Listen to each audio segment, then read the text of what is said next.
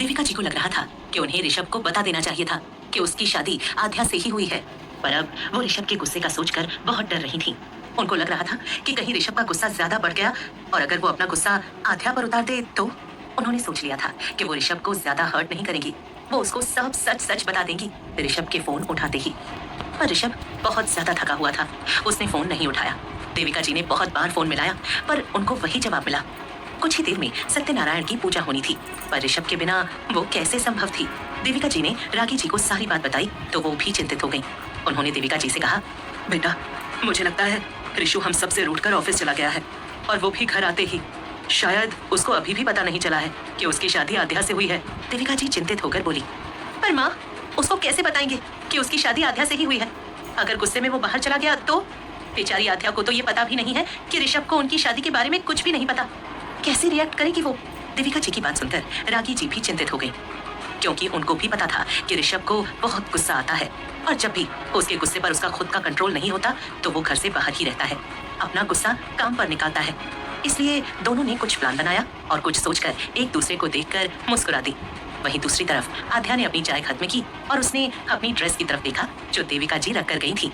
वो बहुत ही heavy peach colour का रजवाड़ा जोड़ा था जो खास आध्या के लिए देविका जी ने मंगवाया था, जो कि देखने में बहुत ही ज्यादा सुंदर था और उसके साथ हैवी ज्वेलरी भी थी। ये देखकर आध्या की सांसें अटक गईं। वो कैसे ये सब पहनेगी? पर आज की पूजा के लिए उसको ये पहनना तो था ही। कुछ देर में पूजा होने वाली थी, ये सोचकर वो बेचैन हो गई। आज वो ऋषभ के सामने जाएगी, जब उसकी मुंह दिखाई हो जाएगी, ये सोचकर उसके मन में तितलियां उड़ने लगी। उसको अभी भी विश्वास नहीं हो रहा था कि उसकी शादी ऋषभ से हो चुकी है। आध्या ने ये रिश्ता मन से जोड़ा था, उसको इस रिश्ते की सारी अहमियत पता थी। बस वो ये नहीं जानती थी कि ऋषभ को नहीं पता कि उसकी शादी आध्या से हुई है। इस सब से बेखबर वो खुश थी। फिर आध्या फ्रेश होकर आई और उसने लहंगा पहन लिया। हल्का फुल्का मेकअप करने के बाद उसने ज्वेलरी पहन ली, क्योंकि मेकअप किट का सारा सामान वहीं मौजूद था जो पहले ही देविका जी ने रखवा दिया था। पीच कलर का रजवाड़ा लहंगा, उसके बॉर्डर पर वर्क किया गया था। हैवी दुपट्टा, उसके बॉर्डर पर भी वर्क किया गया था सोने की तारों से। एक दुपट्टा उसने अपने कंधे पर रख लिया, दूसरा उसने अपने सिर पर ओढ़ लिया। गले में चिपका हुआ एक हार और मंगलसूत्र, कानों में हार से मैचिंग झुमके, मेहंदी और चूड़ियों से भरे हुए हाथ, लंबे बालों का जूड़ा बनाया गया था, पैरों में खनकती हुई पायल जो उस खाली कमरे को खनका रही थी। कुल मिलाकर वो आज सच में मल्होत्रा खानदान की बहू लग रही थी। वो अपना कंधे वाला दुपट्टा सेट कर रही थी कि तभी वहाँ देविका जी उसको लेने के लिए आ गई। देविका जी ने दूर से ही आध्या की नजर उतार ली और उसके गाल को छूकर बोली, बहुत ही सुंदर लग रही हो बेटा, और ये लहंगा तो ऐसा लग रहा है कि सिर्फ तुम्हारे लिए ही बना है। मैंने पहले इतनी सुंदर बहू नहीं देखी। आध्या ने शर्माते हुए देविका जी के पैरों को छू लिया। देविका जी उसको अपने हाथों से उठाते हुए बोली, बेटा, जैसे ऋषभ मेरा बेटा है वैसे ही तुम भी मेरी बेटी हो, और बेटी से पैर छुआकर मुझे पाप का भागी नहीं बनना, इसलिए तुम सिर्फ मेरे गले लगोगी, ना कि मेरे पैरों में झुकोगी। ये सुनकर आध्या की आंखें भीग गईं। वो अपनी नम आंखों के साथ देविका जी के गले लग गई और बोली, मुझे नहीं पता माँ का प्यार कैसा होता है, दादू ने ही मुझे सारा प्यार दिया है। आज पता चल गया, अगर मेरी मम्मा होती तो वो बिल्कुल आपकी जैसी होती, जो मुझे बहुत सारा प्यार करती। आध्या की बात सुनकर देविका जी की पलकें भीग गईं और वो आध्या को कसकर अपने गले लगाते हुए कहती हैं, मुझे भी एक बेटी की कमी थी जो आज पूरी हो गई है। महादेव के घर देर है अंधेर नहीं। फिर आध्या को खुद से अलग करके वो उसके आंसू अपने हाथों से साफ कर देती हैं और कहती हैं, मुझे अपनी प्यारी सी बच्ची की आंखों में आंसू नहीं खुशी चाहिए, तो अब से ये मत कहना कि तुम्हारी माँ नहीं है। आध्या खुशी से अपनी गर्दन हिला देती है। देविका जी बोली, चलो नीचे चलते हैं, पूजा के लिए महागुरु वेट कर रहे हैं। ये कहकर वो आध्या का घूंघट निकाल देती है और कहती है, पूजा के बाद कुछ रस्में होंगी, उसके बाद मुंह दिखाई होगी, तो तभी ये घूंघट खुलेगा। ये हमारे यहाँ रस्म है बेटा। आध्या हाँ में गर्दन हिला देती है। फिर आध्या और देविका जी नीचे आ जाती हैं। नीचे हॉल में खड़े लोग उनकी ही राह तक रहे थे। कुछ रिश्तेदार जो करीबी थे या कुछ आस पड़ोस की महिलाएं थीं जो आध्या की मुंह दिखाई के लिए आ गई थीं। आखिर सबको मल्होत्रा परिवार की बहू देखनी थी। ऋषभ ऑफिस में था, तभी उसका फोन बजा। फोन पर जीत जी फ्लैश हो रहा था। फोन की आवाज से झट से ऋषभ की नींद खुली। उसने फोन उठाया तो सामने से जीत जी बोले, अभी आपकी और हमारी बहू की कुछ रस्में हैं, उनको भी पूरा करना है। पहले पूजा होगी और उस बेचारी ने कल से कुछ खाया भी नहीं है। आप इतने लापरवाह कैसे हो गए? क्या आप हमारे रीति रिवाज और उसूलों को भूल चुके हैं? ये सुनकर तो ऋषभ की पूरी नींद ही उड़ गई। वो झट से बोला, आ रहा हूँ दादू, बस कुछ काम था इसलिए ऑफिस आना पड़ा। जी बोले, आधे घंटे में पूजा शुरू होनी है। उससे पहले आप मुझे घर में मिले तो अच्छा होगा। ये बोलकर जीत जी ने फोन काट दिया। आज तो जीत जी के कोल्ड एक्सप्रेशंस और उनकी भारी आवाज सुनकर ऋषभ की बोलती बंद हो गई, क्योंकि आज उसकी ही गलती थी। उसको यूं अचानक नहीं आना चाहिए था। उसकी भी कोई अपनी पत्नी के लिए जिम्मेदारी थी, जिसे चाहकर भी वो मना नहीं कर सकता था। वो बिना देर किए फ्रेश होकर घर के लिए निकल गया और महल के पीछे के रास्ते से अंदर अपने रूम में आ गया, क्योंकि बाहर का माहौल देखकर ही लग रहा था कि पहले ही वहाँ भीड़ जमा हो चुकी है।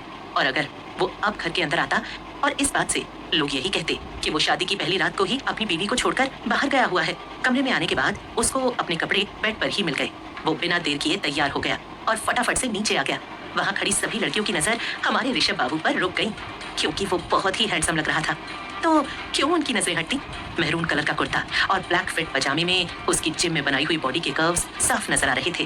बालों को अच्छे से सेट किया हुआ था, गोरे गालों पर हल्की हल्की दाढ़ी, जिससे वो किसी का भी मन अपनी तरफ आकर्षित कर सकता था। ऋषभ जब नीचे आया तो पूजा की लगभग सारी तैयारी हो चुकी थी। जीत जी ने उसको आध्या के बगल में खड़े होने को कह दिया। ऋषभ ने जीत जी की तरफ देखा। उनकी आंखों में ऋषभ के लिए ढेर सारी नाराजगी थी। ये देखकर ऋषभ मायूस हो गया, पर ऊपर से वो ऐसे दिखा रहा था जैसे उसने कुछ देखा ही ना हो। जैसे जैसे उसके कदम आध्या की तरफ बढ़ रहे थे, वैसे ही उसकी धड़कन तेज दौड़ रही थी। उसके दिल की हर धड़कन बोल रही थी जैसे आध्या यहाँ मौजूद है। वो उसी जगह रुक गया और उसने अपनी नजरें हर जगह फिराई, पर उसको आध्या कहीं दिखाई नहीं दी।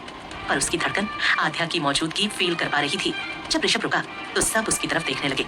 जैसे ही ऋषभ की नजर सब पर गई तो वो फटाफट से आध्या के करीब जाकर खड़ा हो गया।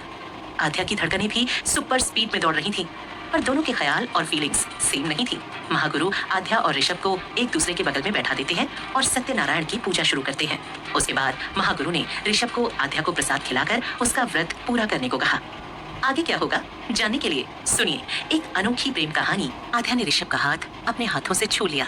ऋषभ के मन के तार एक बार फिर जल उठे। उसने आध्या की तरफ देखा, जो नीचे सिर किए पूजा की तरफ ध्यान लगाए हुई थी। उसने सिर झटक कर अपना भी ध्यान पूजा में लगा दिया। हवन के खत्म होते ही सत्यनारायण की कथा और आरती हुई। उसके बाद महागुरु ने ऋषभ को आध्या को प्रसाद खिलाकर उसका व्रत पूरा करने को कहा। ऋषभ ने आध्या को प्रसाद खिला दिया। तब तक देविका जी ने डाइनिंग टेबल पर सारा खाना लगवा दिया था। कुछ करीबी रिश्तेदार और वहाँ आए सब लोग खाना खाने बैठ गए।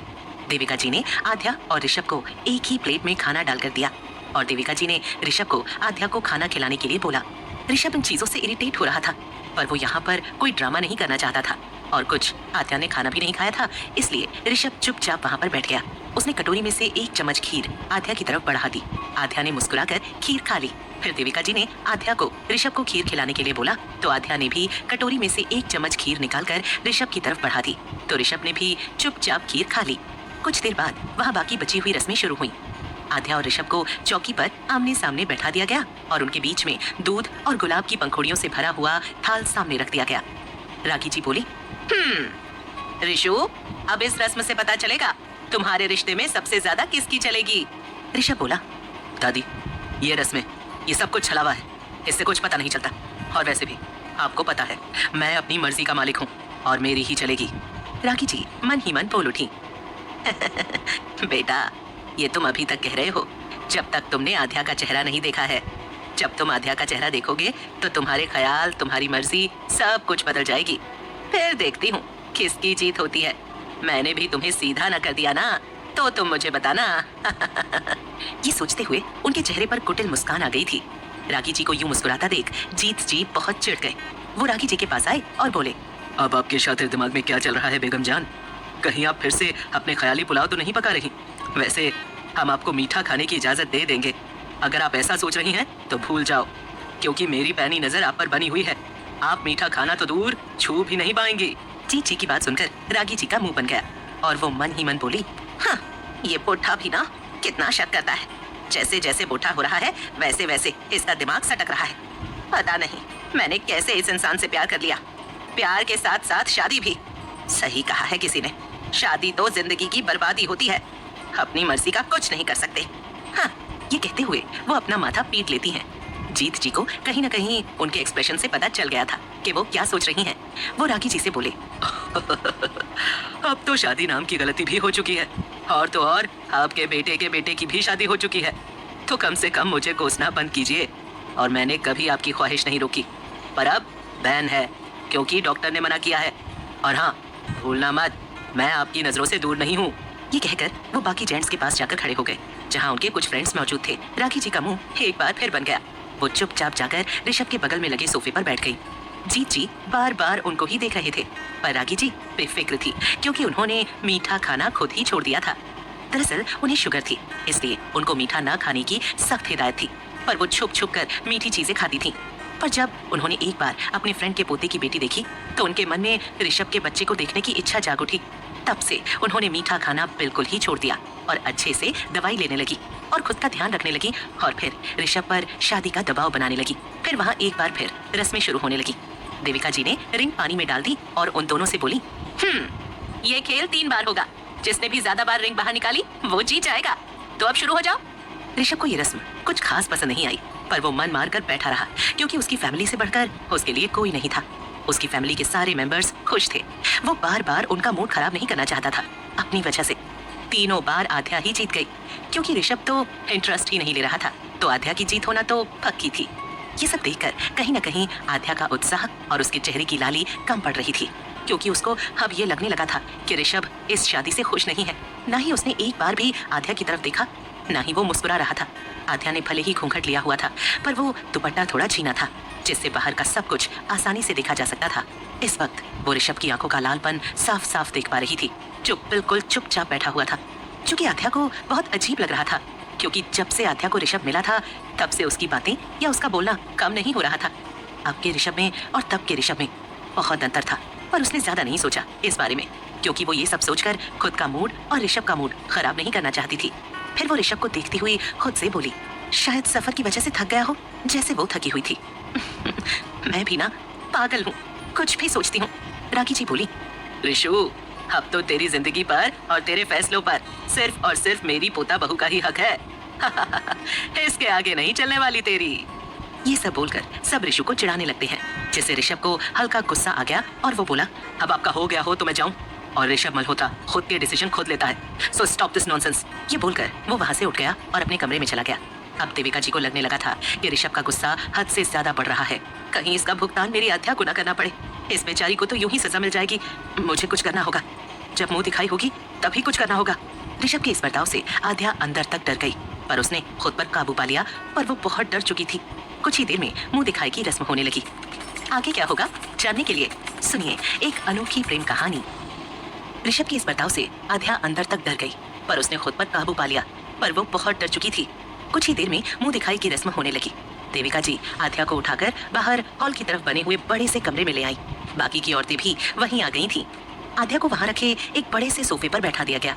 बाकी के जेंट्स बाहर लॉन में चले गए, क्योंकि मुंह दिखाई की रस्म में उनका कोई काम नहीं था। ऋषभ वहां से गुजर रहा था, तभी राखी जी ने आवाज दी, ऋषभ। ऋषभ उनके पास आया और बोला, क्या हुआ दादी माँ? मुझे बहुत काम है, आज बहुत इंपॉर्टेंट मीटिंग है जो सुबह नहीं हो पाई, वो अब करनी है।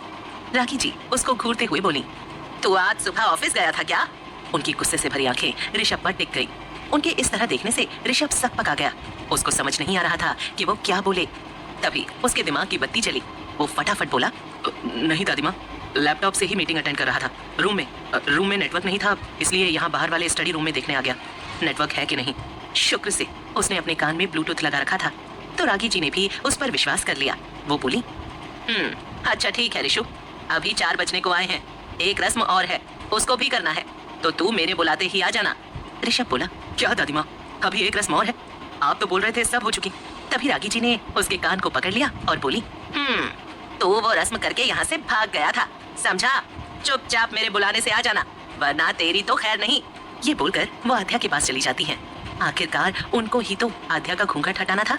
राखी जी वहाँ जाती हैं तो देविका जी बोली, माँ जल्दी आइए, सब आपका ही इंतजार कर रहे हैं। राखी जी आध्या के पास जाती हैं और सबको कहती हैं, कोई मेरी बहू को नजर मत लगाना, और सब अपनी अपनी आंख से उसके कान के पीछे टीका लगा देना। सब उनकी बात सुनकर हंस देती हैं। आध्या की आंखें नम हो जाती हैं। आखिरकार उसको इस ममता का एहसास पहली बार हो रहा था। उसने अपनी आंखों को जल्दी से साफ कर लिया। रागी जी ने जल्दी से आध्या के पल्लू को हटा दिया। सबने आध्या को देखकर उसकी तारीफ की और सबने महंगे महंगे तोहफे दिए। तभी रागी जी की एक फ्रेंड बोली, रागी, अपनी पोता बहू से कुछ खाने के लिए बनाने के लिए बोलना, ताकि हम सब उसके हाथ का स्वाद चख सके। आखिरकार तूने भी तो मेरे पोता बहू की मुंह दिखाई पर खीर खाई है। रागी जी बोली, ठीक है सरिता जी, आप फिक्र क्यों करती हैं? मेरी बहू लाखों में एक है। वो आपको जबरदस्त सूजी का हलवा खिलाएगी। तुम्हें ही क्यों, बाकी सबको भी खिलाएगी। देविका जी बोली, सभी बैठ जाइए आप, मेरी बहू के हाथ का स्वाद चक्कर ही जाना। राखी जी आध्या की तरफ झुकते हुए बोली, बेटा घबराना मत, जैसे सूजी का हलवा पहले बनाया था वैसे ही बना देना और उसमें बहुत सारे ड्राई फ्रूट्स डाल देना। राखी जी बोली, मैं अपनी बहू को किचन में लेकर जाती हूँ। तभी सरिता जी बोली, राखी जी आपकी बहू को देविका छोड़ाएगी, आप यहाँ मेरे पास आकर बैठो। राखी जी मुंह बनाकर उनके पास बैठ गई। आध्या देविका जी के साथ किचन में चली गई। देविका जी कुछ बोलने को हुई, तभी आध्या उनका हाथ पकड़कर बोली, माँ आप चिंता मत करो, मैं सब संभालूंगी, आप जाइए, वरना क्या पता वो सरिता आंटी बोले कि हलवा आपने बनाया है। देविका जी की आंखों में चमक आ गई।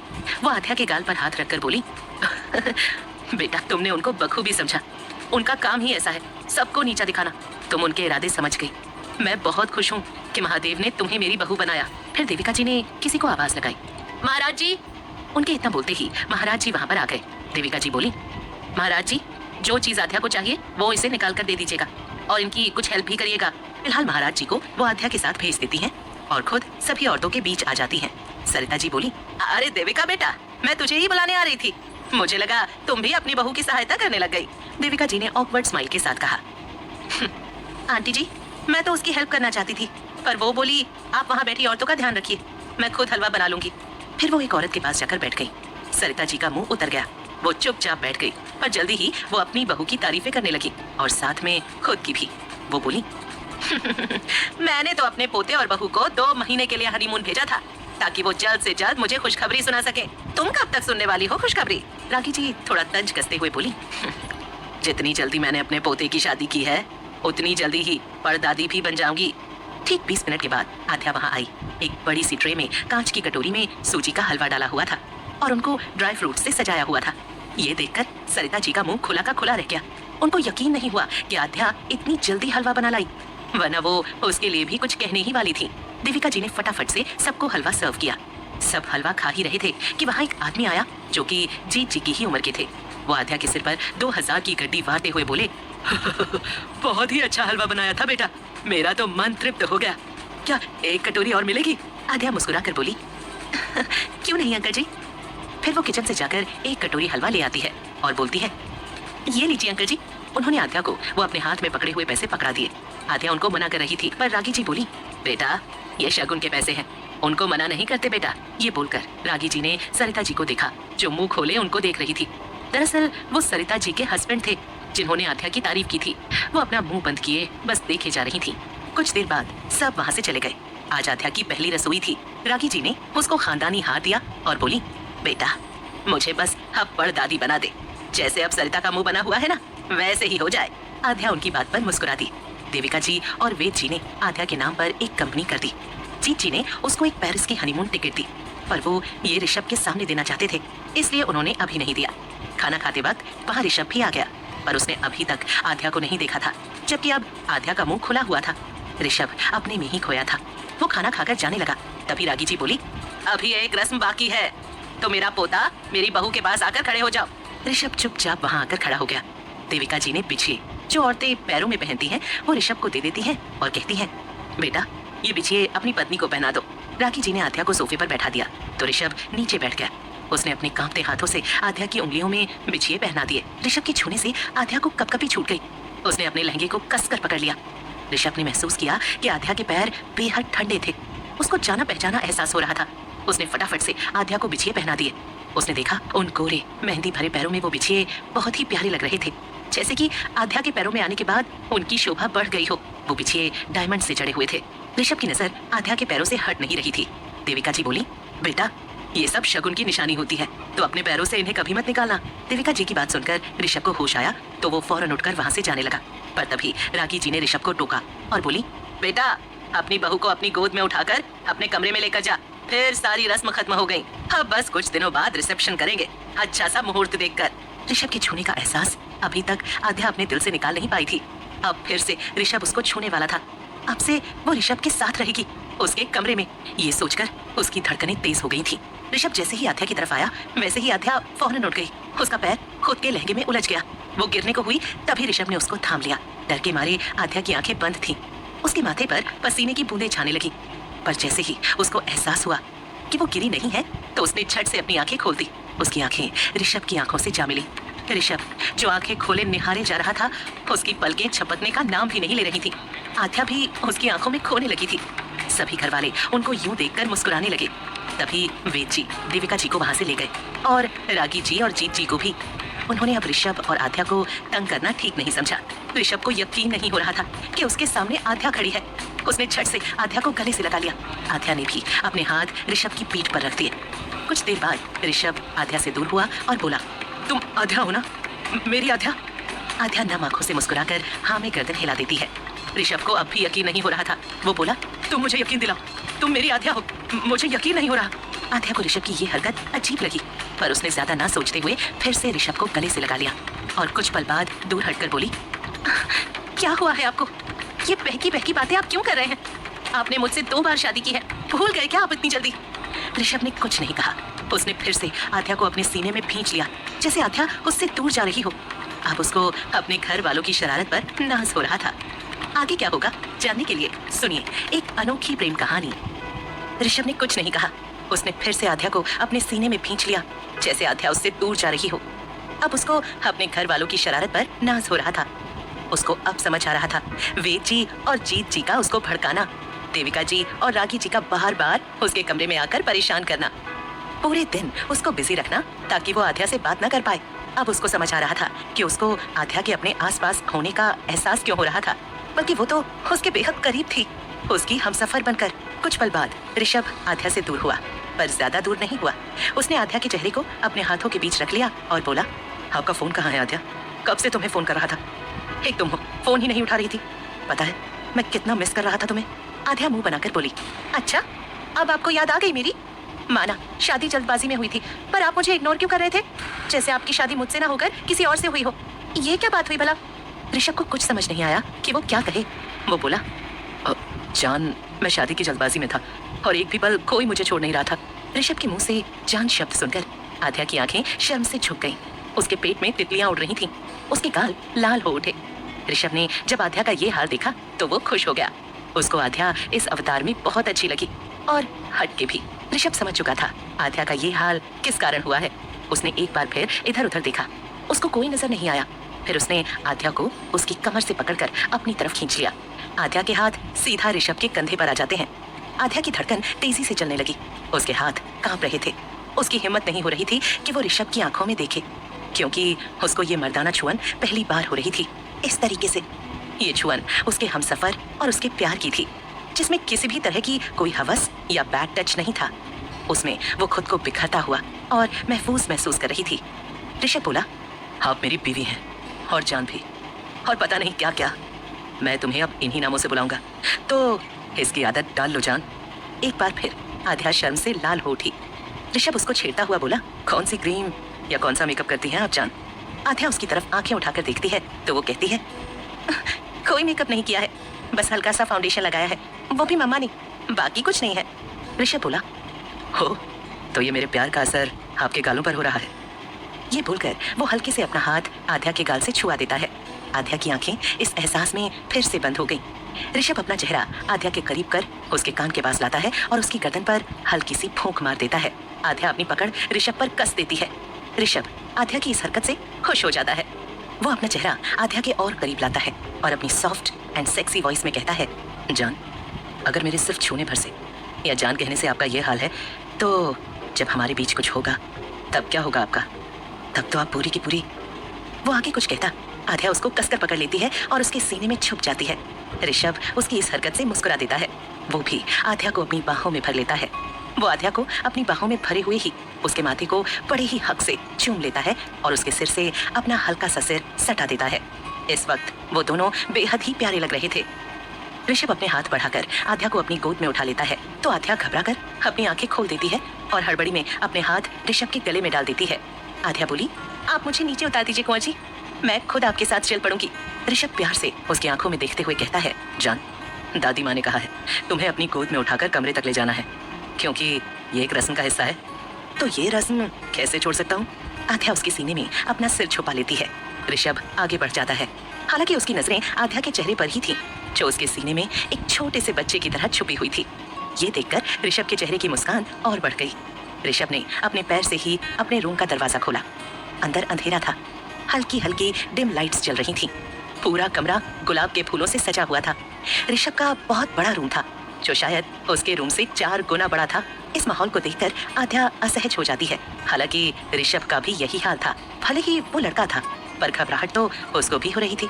पर उसने अपने चेहरे पर कोई भाव नहीं आने दिया। वो जैसे ही आध्या को अपनी गोद में उठाए हुए आगे लेकर जाता है, तो अंधेरे के कारण उसका पैर कारपेट में उलझ जाता है और वो आध्या को गोद में लिए ही बेड पर गिर जाता है।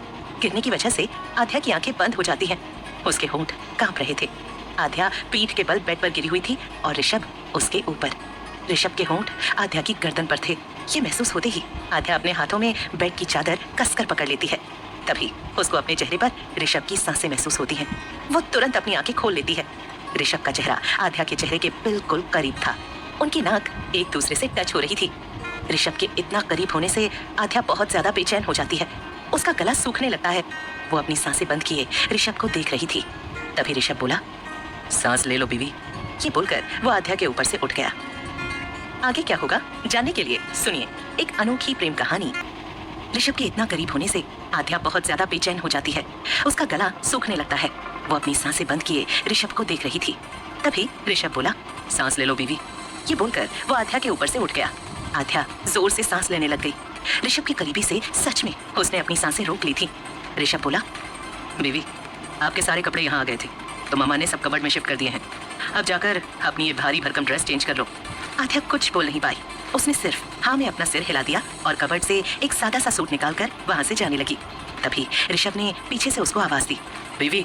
आध्या ने मुड़कर उसकी तरफ देखा।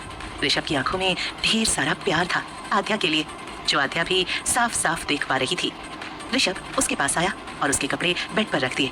तो ऋषभ बोला, जान हाँ बहुत बहुत सुंदर लग रही हो। अगर आपकी इजाजत हो तो क्या कुछ पिक्चर ले सकता हूँ आपकी? आध्या ने अपनी पलकें झपका दी।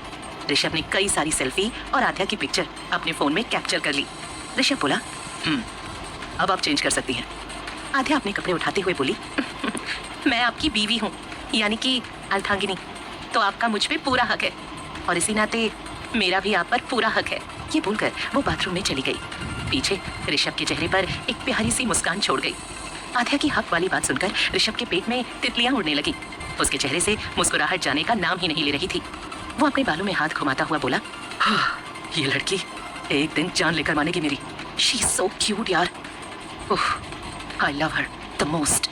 जब काफी देर तक आध्या बाहर नहीं आती तो ऋषभ को घबराहट होने लगी। वो बाथरूम के गेट पर नॉक करता है और कहता है, बीवी क्या हुआ? क्या आपको किसी हेल्प की जरूरत है? आध्या घबराहट में ही बोली, वो कुंवर जी, मेरे ब्लाउज की डोरी शायद कहीं अटक गई है, वो खुल नहीं रहा है, तो क्या आप किसी को बुला सकते हैं? ऋषभ बोला, बीवी आप ये कैसी बातें कर रही हैं? आज हमारी फर्स्ट वेडिंग नाइट है। अगर मैं मम्मा को बुलाने गया तो क्या कहूँगा? फिर बाकी सब मेरा मजाक उड़ाएंगे और इस बार आप भी इसमें शामिल होंगी। समझ रही है ना आप मेरी बात? आध्या घबराहट में ही बोली, पर कुंवर जी मुझे हेल्प की जरूरत है। ऋषभ बोला, बीवी मैं तुम्हारी हेल्प कर दूंगा, कसम से। जब तक आप नहीं चाहोगी मैं आपको उस तरीके से टच नहीं करूंगा। आध्या का कोई जवाब नहीं आया। अंदर आध्या का ये बात सुनकर बुरा हाल था। उसका पूरा चेहरा लाल हो गया था। आगे ऋषभ ने कहा, अगर आप मुझ पे विश्वास करती हैं तो मैं आपकी हेल्प कर सकता हूँ।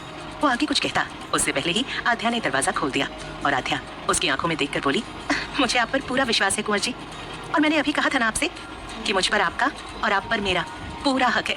क्या ये बात बार बार बताने की जरूरत है? ये बोलकर वो ऋषभ की तरफ अपनी पीठ कर देती है। ऋषभ का चेहरा चमक जाता है आध्या की बात से। वो आध्या को देखता है जिसकी कोरी पीठ उसके सामने थी, उसके बिल्कुल करीब। ये देखकर वो बेचैन होने लगा। जब उससे उसकी बेचैनी संभाली नहीं गई तो वो अपनी उंगलियों से आध्या की पीठ को छू लेता है। आध्या अपनी आंखें कसकर बंद कर लेती है। ऋषभ हल्के हल्के आध्या के ब्लाउज के पास अपनी उंगलियां फिराने लगता है। वैसे वैसे ही आध्या की धड़कनें बढ़ जाती हैं। फिर एक झटके से आध्या के ब्लाउज की डोरी को खींच लेता है। वो डोरी दूसरी डोरियों के साथ उलझी हुई थी, पर डोरी खुली तो नहीं, टूट जरूर गई थी। ये महसूस होते ही आध्या अपने ब्लाउज को कसकर पकड़ लेती है और अपनी आंखें खोल देती है। ऋषभ घबराहट से कहता है, बीवी आई एम सॉरी, पता नहीं कैसे टूट गई, मैंने जानबूझकर। वो आगे कुछ कहता, तब तक आध्या उसके सीने से लग चुकी थी। आध्या अपनी आंखें बंद कर लेती है और कहती है, मुझे आप पर पूरा विश्वास है कुंवर जी। ये सुनते ही ऋषभ आध्या को अपनी बाहों में भर लेता है और सुकून से अपनी आंखें बंद कर लेता है। कुछ पल बाद ऋषभ आध्या से दूर होता है और उसके चेहरे को अपने हाथों के बीच लेकर उसके माथे को चूम लेता है। फिर ऋषभ आद्या के चेहरे को देखता है। आद्या की नसें शर्म से बंद थीं। ऋषभ आगे बढ़कर आद्या को अपनी गोद में उठा लेता है और उसको बेड पर लेटा देता है। फिर खुद म्यूजिक प्ले कर देता है और वापस से आद्या की तरफ बढ़ जाता है। गाने के बोल सुनकर आद्या शर्म से लाल हो गई। वो उठकर बैठ गई। ऋषभ उसके पास आता है और उसके करीब बैठ जाता है। आद्या अपनी नजरें नीचे किए हुई थी। ऋषभ पीछे से आद्या को अपनी बाहों में भर लेता है और अपने एक हाथ से आद्या के बालों को पीछे करके उसके कंधे पर अपने होंठ रख देता है। आद्या उसकी इस हरकत से एकदम सिहर जाती है। वो अपनी पकड़ चादर पर कस लेती है और उसकी आंखें अपने आप बंद हो जाती हैं। ऋषभ ने आद्या के गले में एक सुंदर सा पेंडेंट डाल दिया जिस पर बड़ी ही खूबसूरती से ऋषभ वेड्स आद्या बना हुआ था। उसके पास में ही डायमंड्स लगे हुए थे। जब आद्या को अपने गले पर ऋषभ की उंगली महसूस हुई तो उसने अपनी आंखें खोली और पीछे पलटकर ऋषभ की तरफ देखा। उसने आंखें खोलते ही ऋषभ ने उसकी तरफ देखते हुए उसकी गर्दन को चूम लिया। एक बार फिर आद्या की आंखें बंद हो गईं। उसकी उंगलियां अब चादर की बजाय ऋषभ की उंगलियों से उलझ गईं। ऋषभ हल्के उसकी गर्दन और गाल को स्मूच किए जा रहा था। जब काफी देर तक आद्या से ऋषभ की करीबी बर्दाश्त नहीं हुई तो उसने ऋषभ से दूर होने की कोशिश की, पर ऋषभ ने बड़ी ही चालाकी से आद्या के ब्लाउज की डोरी को कसकर पकड़ लिया और अपनी तरफ खींच लिया। काफी हद तक आद्या का ब्लाउज उसकी पीठ से उतर चुका था, जिससे आद्या की पूरी पीठ ऋषभ को साफ दिख रही थी। ऋषभ मदहोश सा आद्या को देख रहा था। आद्या शर्म से लाल होकर ऋषभ के गले लग गई। ऋषभ की पकड़ भी आद्या की पीठ पर कस गई। कुछ देर बाद ऋषभ ने आद्या के चेहरे को अपने हाथों के बीच लिया और उसके होठों पर अपने होंठ जमा दिए और धीरे धीरे उसके होठों को चूमने लगा। उसके लगातार किस करने से आद्या भी बेचैन हो रही थी। आद्या ने भी ऋषभ का साथ देना शुरू कर दिया। कुछ पल बाद ऋषभ ने आद्या के होठों को आजाद कर उसको बेड पर लिटा दिया और खुद आद्या के ऊपर झुक गया। उसने एक बार फिर आद्या के चेहरे, गर्दन और होठों को चूमना शुरू कर दिया। उन दोनों की उंगलियां आपस में उलझ गईं। वो आद्या को किस कर रहा था और आद्या उसका साथ दे रही थी। आगे क्या होगा जानने के लिए सुनिए एक अनोखी प्रेम कहानी। ऋषभ ने आद्या के होठों को आजाद कर उसको बेड पर लिटा दिया और खुद आद्या के ऊपर झुक गया। उसने एक बार फिर आद्या के चेहरे, गर्दन और होठों को चूमना शुरू कर दिया। उन दोनों की उंगलियां आपस में उलझ गईं। वो आद्या को किस कर रहा था कि तभी आद्या की दर्द भरी आह निकल गई। उससे ऋषभ बेचैन हो उठा। ऋषभ उससे अलग हो गया। आद्या तुरंत उठकर बैठ गई। उसने अपनी कमर और हाथों को खुजाना शुरू कर दिया। ये देखकर ऋषभ ने फौरन रूम में उजाला कर दिया। फिर वो आद्या के करीब गया तो वो हैरान हो गया क्योंकि आद्या का चेहरा, बाह और गर्दन के पास लाल लाल दाने हो चुके थे और उसका पूरा शरीर लाल हो चुका था। ऋषभ आद्या को इस हाल में देखकर बेचैन हो गया। वो आद्या के चेहरे को पकड़कर बोला, जान क्या हुआ आपको? ये एकदम से, पहले तो आप बिल्कुल ठीक थी। आद्या बोली, अब पता नहीं कुंवर जी, बेड पर लेटते ही खुजली शुरू हो गई। ऋषभ बोला, बेड पर यहाँ ऐसा कुछ नहीं है जिससे आपको खुजली हो। आद्या बोली, कुंवर जी बहुत दर्द हो रहा है, प्लीज कुछ करिए वरना मैं इस दर्द से मर जाऊंगी। ऋषभ थोड़े गुस्से में कहता है, आपको पता भी है क्या बोल रही हैं आप? वो तुरंत डॉक्टर को कॉल कर देता है और अपने कमरे में आने को कहता है। आद्या भोलेपन से कहती है, सॉरी कुंवर जी, पर सच में बहुत दर्द हो रहा है। ऋषभ ने आद्या को देखा। उसके घाव में हल्का हल्का खून निकलना शुरू हो गया था। ये देखकर ऋषभ की आंखों में नमी आ गई। वो आद्या के लिए सूट निकाल कर ले आया और बोला, पहले आप ये चेंज कर लीजिए, इससे आपको थोड़ा आराम मिलेगा, और हाँ, हल्के गर्म पानी से शावर भी ले लो। आद्या बोली, पर कुंवर जी मुझसे नहीं होगा, प्लीज आप मेरी हेल्प कर दीजिए। आद्या की इस प्यार भरी और दर्द भरी आवाज से ऋषभ उसको मना नहीं कर पाया। वो आद्या से बोला, ठीक है जान, जब तक डॉक्टर आते हैं मैं आपको फ्रेश करवा देता हूँ। ये बोलकर उसने आद्या को अपनी गोद में उठा लिया और बाथरूम में घुस गया। उसने धीरे से आद्या को नीचे उतारा और आद्या के ब्लाउज को उसके कंधे से नीचे उतार दिया और उसके लहंगे को भी उतार दिया। आद्या को इस सब में बहुत शर्म आ रही थी। ऋषभ की नजर आद्या की पीठ पर गई जो पूरी लाल हो चुकी थी। ये देखकर उसने आद्या को ले जाकर शावर के नीचे खड़ा कर दिया जिसमें से हल्का गर्म पानी आ रहा था। फिर ऋषभ उससे दूर जाने लगा तो आद्या ने उसको अपनी तरफ खींच लिया जिससे ऋषभ बिल्कुल आद्या से टकरा गया। वो भी आद्या के साथ पानी में भीगता रहा। आद्या को अभी भी हल्की हल्की खुजली हो रही थी। उसने अपनी कमर को खुजलाना शुरू कर दिया पर उसके हाथ अच्छे से नहीं पहुंच पा रहे थे। कुछ ऋषभ की आंखों की तपिश थी जिसे वो सहन नहीं कर पा रही थी। आद्या को यूं जद्दोजहद करते देखकर ऋषभ से रुका नहीं गया। उसने अपना हाथ आद्या की नर्म कमर पर रख दिया। आद्या उसके टच से बिल्कुल फ्रीज हो गई। उसने अपना हाथ तुरंत हटा दिया। वो ऋषभ की आंखों में देखने लगी जिसमें खुद के लिए बेहद प्यार और खुद के लिए दर्द साफ दिख रहा था। ये देखकर वो अपना दर्द भूल चुकी थी। शायद इतना प्यार करने वाला और फिक्र करने वाला साथी उसको ही मिला था। ये देखकर उसको अपनी किस्मत पर नाज हुआ, वरना उसने इतनी परवाह और प्यार करने वाले हमसफर की कल्पना भी नहीं की थी। वो भी ऋषभ की आंखों में खोने लगी। धीरे धीरे ऋषभ ने आद्या की कमर पर अपने हाथ चलाना शुरू कर दिया। ऋषभ आध्या की आंखों में देखते हुए हल्के हल्के हाथ से रब कर रहा था। आध्या को पता नहीं ऋषभ के छूने से क्यों इतना आराम मिल रहा था। वो उसे लफ्जों में बयां भी नहीं कर सकती थी। धीरे धीरे उसकी खुजली तो बंद हो चुकी थी। ऋषभ ने आध्या को धीरे धीरे अपनी बाहों में भर लिया और उसके होठों पर अपने होठ रख दिए। आध्या की आंखें इस सुकून में बंद हो गईं। कुछ पल बाद आध्या ने भी अपने होठों को धीरे धीरे से घुमाना शुरू कर दिया, जिससे उनकी किस काफी डीप हो चली थी। कुछ पल बाद ऋषभ उससे दूर हुआ और बोला, जान अब कपड़े पहन लो, डॉक्टर आने वाले हैं। ये बोलकर उसने टॉवल आध्या के कंधों पर डाल दिया और उसके माथे को चूमकर बाहर आ गया। उसके कपड़े भी गीले हो चुके थे। उसने जल्दी से अपने कपड़े बदल लिए और आध्या का बाहर आने का वेट करने लगा। उसने अपने घर वालों को नहीं जगाया, क्योंकि सफर की वजह से वो सभी आराम कर रहे थे। वैसे भी ये चीज वो हैंडल कर ही सकता था। तभी आध्या बाहर आ गई। उसने व्हाइट कलर का सादा सा सलवार कमीज डाला हुआ था। उसमें उसका गोरा रंग और भी निखर कर आ रहा था। आध्या ने अपने गीले बालों को अपने टॉवल में समेट रखा था। भले ही उसका चेहरा लाल था, पर अपने प्यार की चमक और हया ऋषभ साफ साफ देख पा रहा था। वो आध्या के करीब आया और उसने आध्या के लंबे बालों को टॉवल से आजाद कर दिया और उसको चेयर पर बैठा दिया। फिर हेयर ड्रायर से आध्या के बालों को सुखाने लगा। आध्या की आंखें नम हो गईं ऋषभ के इतने प्यार और केयर को देखकर, पर उसने अपने होठों पर नकली मुस्कान चिपका ली ताकि ऋषभ उसको इस हाल में न देखे। पर ऋषभ तो उसके हर मूव से वाकिफ था। उसने आसानी से समझ लिया कि आध्या क्या सोच रही है, पर फिर भी वो चुप ही रहा और अपना काम करता रहा। बालों को सुखाने के बाद ऋषभ ने आध्या के बालों की चोटी बनानी शुरू कर दी, पर आध्या बोली, कुंवर जी मुझे चोटी पसंद नहीं है। ऋषभ बोला, जान आज ये चोटी बना लो ताकि तुम्हारे ये लंबे बाल तुम्हें चुभे ना, फिर तुम जैसे चाहो वैसे रख सकती हो। ये बोलकर उसने फिर से आध्या के बालों की चोटी बनानी शुरू कर दी। ऋषभ ने बिल्कुल परफेक्ट चोटी बनाई थी। ये देखकर आध्या खुश हो गई। फिर ऋषभ ने आध्या के माथे के बीचों बीच एक काली बिंदी लगा दी। ऋषभ बोला, जान ये आपको हर बुरी नजर से बचाएगी। आध्या मुस्कुरा दी। ऋषभ बोला, जान आपको ज्यादा दर्द तो नहीं हो रहा था? एक वो डॉक्टर आया क्यों नहीं? कितनी देर पहले कॉल की थी। वो दोबारा कॉल करने के लिए अपना फोन निकालता है, तभी उसका डोर नॉक होता है। आगे क्या होगा जानने के लिए सुनिए एक अनोखी प्रेम कहानी। आध्या मुस्कुरा दी। ऋषभ बोला, जान आपको ज्यादा दर्द तो नहीं हो रहा था? एक वो डॉक्टर आया क्यों नहीं? कितनी देर पहले कॉल की थी।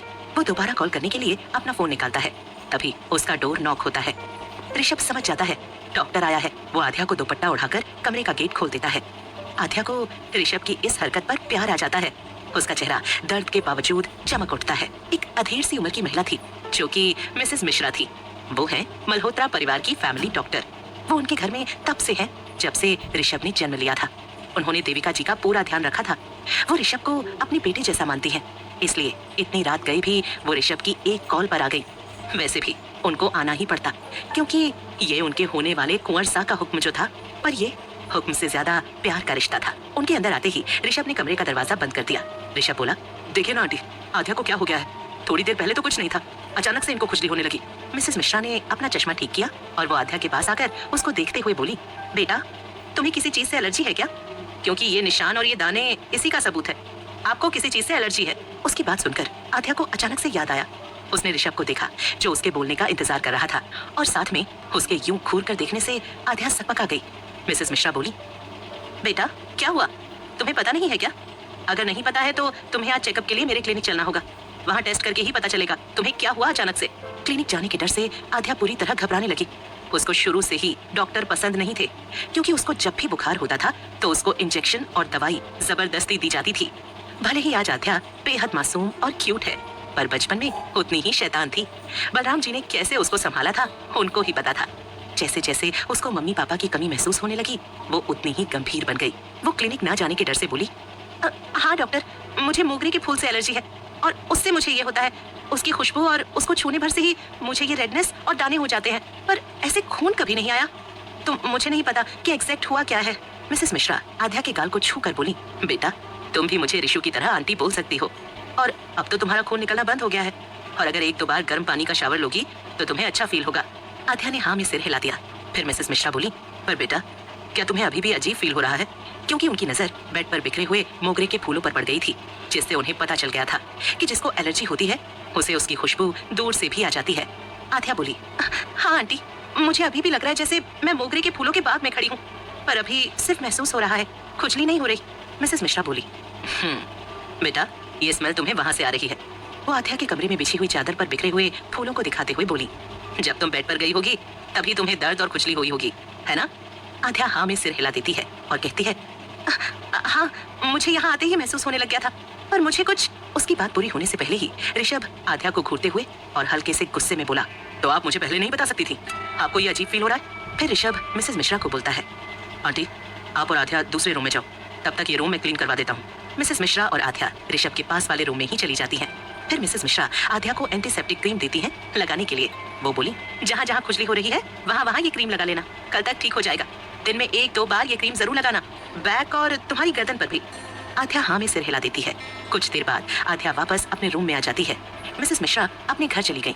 गेट के पास ही उनका ड्राइवर उनका वेट कर रहा था।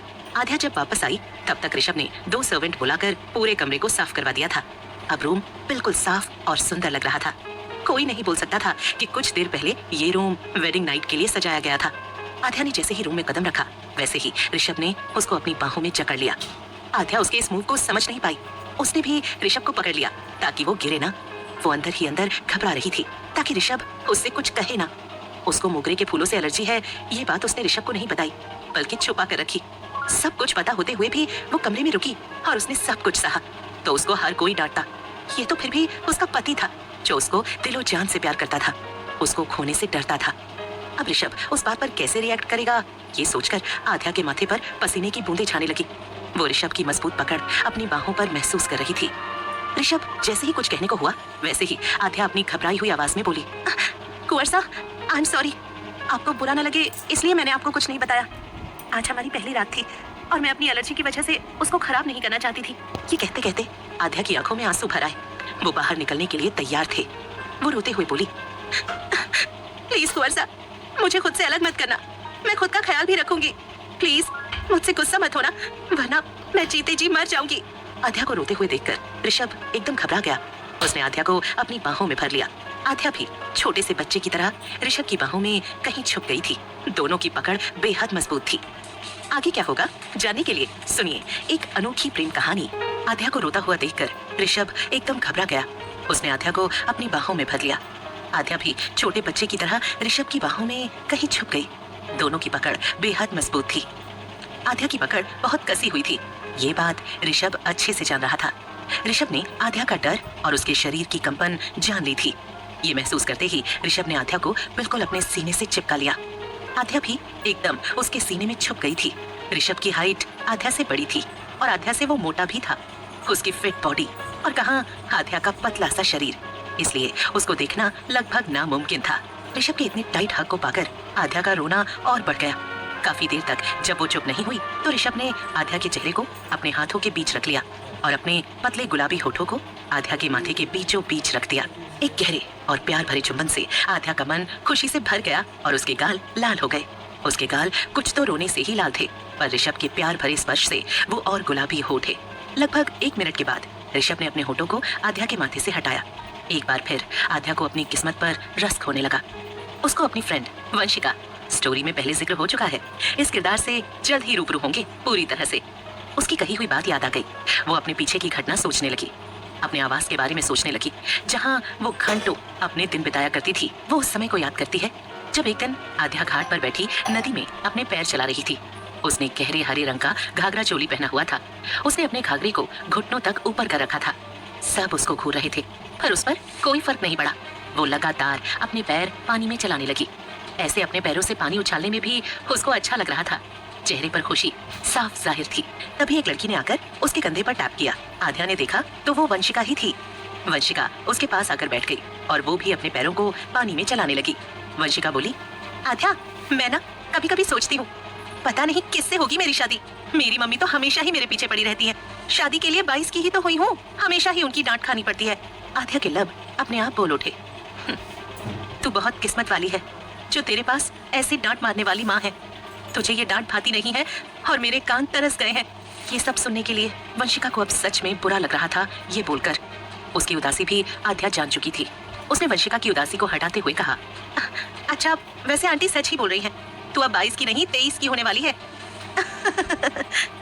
ये बोलकर आध्या जोर से हंस दी। वंशिका ने घूर कर आध्या की तरफ देखा। आध्या ने हूबहू वही बात कही थी जो उसकी मम्मी उसको हर रोज कहती थी। वंशिका ने अपना मुंह फुला लिया और बोली, हाँ अब और तो कुछ रहा नहीं ना कहने के लिए, मेरा मजाक ही उड़ाएगी तो अब। आध्या अपनी हंसी को रोकते हुए बोली अच्छा जी, मैं मजाक उड़ा रही हूँ। वैसे तो तुझे तेरा प्यार मिल गया है। आंटी को बता देना कि तुम दोनों एक दूसरे से शादी करना चाहते हो। आंटी भी तुझे कहना बंद कर देंगी और तेरे प्यार के बारे में किसी और से पता भी नहीं चलेगा। अगर किसी और से बात पता चली तो शायद आंटी नाराज हो जाए। वंशिका गहरी सांस लेते हुए बोली, हाँ हाँ तो बोल तो सही रही है, पर अभी उसको बहुत काम है। उसने इस बारे में अभी किसी को भी बताने से मना किया है, तो मैं कैसे बताऊं? अगर एक बार मम्मी से कहा ना इस बारे में तो वो तीसरे दिन में ही ब्याह कर देंगी मेरा। आध्या बोली, वैसे अगर वो इंसान सिर्फ तुझे सपने दिखा रहा हो, अगर उसको सिर्फ तेरे जिस्म से प्यार हुआ हो, तो जैसे आजकल सब करते हैं, तुझे विश्वास तो है ना? और वो तेरा ही है ना? कहीं यहाँ तुझसे झूठ बोल रहा हो और वहाँ किसी और से। वंशिका बोली, देख यार, ट्रस्ट तो करना पड़ता है, और चाहे वो रिश्ता पति पत्नी का हो या गर्लफ्रेंड बॉयफ्रेंड का, हर रिश्ते में प्यार और ट्रस्ट जरूरी है। और रही बात प्यार की, तो मैं ये जानती हूँ कि वो मुझे प्यार करते हैं, मेरे जिस्म से नहीं। आध्या बोली, ये बात इतना पक्का होकर कैसे कह सकती है? वंशिका बोली, एक दिन ना मैं और वो साथ में थे। मैं उसकी करीबी को बेहद करीब से महसूस कर रही थी, और जब मैं उनको किस करने लगी तो उन्होंने मुझे रोक दिया और मेरे माथे पर किस करके कहा, ये सब हम शादी के लिए छोड़ते हैं, उसके बाद हक से ये ले लूंगा। फिर वंशिका ने आगे कहा, मैंने उस दिन शिद्दत से महसूस किया कि वो मुझे प्यार करते हैं। उनके किस में एक अजीब सा खिंचाव और प्यार था मेरे लिए। घर आने के बाद मैंने गूगल करके देखा तो उस पर ये लिखा था कि अगर आपका पार्टनर आपको फोरहेड पर किस करता है तो उसका मतलब है वो आपको बेहद प्यार करता है, आपकी परवाह करता है। और उसके किस में मुझे किसी प्रकार की कोई मिलावट नजर नहीं आई। अपनी बात खत्म करके वंशिका ने देखा आध्या उसकी बात में पूरी गुम हो चुकी थी, तो उसने आध्या के चेहरे के आगे चुटकी बजाई और बोली, अभी तो मेरी स्टोरी सुन रही थी, अब अपनी लव स्टोरी सोचने लगी। टेंशन मत ले, तेरा पति तुझे हर जगह अपनी होठों से टच करेगा। आध्या के गाल लाल होठ है, ये देखकर वंशिका की हंसी चारों ओर गूंज गई। इधर वर्तमान में ऋषभ ने आध्या के चेहरे को अपने हाथों के बीच रखा और अपनी तर्जनी उंगली से दोनों गालों पर आए आंसू साफ कर दिए और बोला, आज के बाद मुझे इन आंखों में आंसू नहीं, खुशी चाहिए। मैंने दादाजी से इसका वादा किया था और तुम हमारी फर्स्ट नाइट पे ही रो रही हो। आध्या हल्के से बोली, आप मुझसे नाराज नहीं हो? मैं जानबूझकर। ऋषभ बोला, अगर तुम्हें मेरी खुशियों की परवाह है तो मुझे भी तुम्हारी परवाह है। अब बिना बात किए पीछे की तरफ घूमो और मुझे देखने दो कि कितनी एलर्जी हुई है तुम्हारी कमर पर, और ये दवाई दो ताकि जख्म पर लगा सकूं। ये सुनकर आध्या ने अपनी पलकें झुका ली और बोली, रहने दीजिए, मैं अपने आप कर लूंगी। ऋषभ बोला, तुम पीछे की तरफ घूमो और मुझे मेरा काम करने दो। ये कहते हुए उसने आध्या को उसके कंधों से पकड़कर दूसरी तरफ घुमा दिया और धीरे से आध्या के सूट की चेन खोल दी। आध्या की मुट्ठी कस गई, उसने अपने कुर्ते को कसकर पकड़ लिया। आगे क्या होगा जानने के लिए सुनिए एक अनोखी प्रेम कहानी। ऋषभ बोला, तुम पीछे की तरफ घूमो और मुझे मेरा काम करने दो। ये कहते हुए उसने आध्या को उसके कंधों से पकड़कर दूसरी तरफ घुमा दिया और धीरे से आध्या के सूट की चेन खोल दी। आध्या की मुट्ठी कस गई, उसने अपने कुर्ते को कसकर पकड़ लिया। जैसे जैसे ऋषभ आध्या के करीब बढ़ रहा था वैसे वैसे आध्या की धड़कनें तेज हो गई थी। ऋषभ ने जैसे ही आध्या की लाल हुई पीठ को देखा तो उसका दिल दहल गया। वो खुद को रोक नहीं पाया और उसने आध्या के घावों को झट से अपनी उंगली से छू लिया। आध्या को जब उसकी गर्म सांसें और उंगली का एहसास अपनी पीठ पर हुआ तो उसका बदन चलने लगा और दिल में बेचैनी उठने लगी। वैसा ही कुछ हाल ऋषभ का भी था। उसने भी पहली बार किसी को यूं छुआ था। वो आध्या को छूना तो नहीं चाहता था जब तक उसकी मर्जी ना हो, पर उसको आध्या के दर्द की वजह से उसको इस तरह छूना पड़ रहा था। दोनों के लिए ये एहसास नया था। ऋषभ को भी आध्या को यूं छूने से झिझक हो रही थी, पर अंदर ही अंदर वो खुश भी हो रहा था। आज अगर आध्या इस मुश्किल में नहीं होती तो आध्या की मर्जी के खिलाफ वो कभी आध्या को यूं नहीं छूता, पर अभी आध्या को इसकी सख्त जरूरत थी। उसने आध्या को अपनी बाहों में उठा लिया। आध्या ने डरकर ऋषभ के गले में अपने हाथ डाल दिए। ऋषभ ने आध्या को बेड पर लेटा दिया। वो आध्या को हौले से बोला, बेबी तुम अपना कुर्ता निकाल दो और ब्लैंकेट से खुद को अच्छे से कवर कर लो ताकि मैं तुम्हें देख भी ना पाऊं और तुम्हें आराम से दवाई लगा दूं। ये सुनकर आध्या के गाल शर्म से लाल हो उठे। उसकी पूरी बॉडी गर्म हो चुकी थी। उसने अपनी आंखें बंद कर ली। ऋषभ ने जैसे ही आध्या की ये हालत देखी तो वो बोला, ट्रस्ट मी, मैं तुम्हें नहीं देखूंगा, बस दवाई लगाकर दूर हो जाऊंगा। आध्या ने फौरन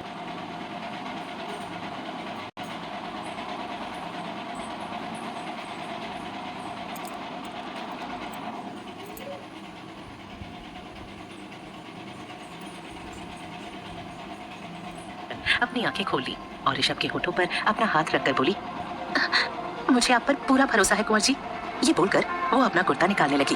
ये देखकर ऋषभ ने फौरन अपना चेहरा दूसरी तरफ घुमा लिया। ये देखकर आध्या के होठों की मुस्कान बढ़ गई।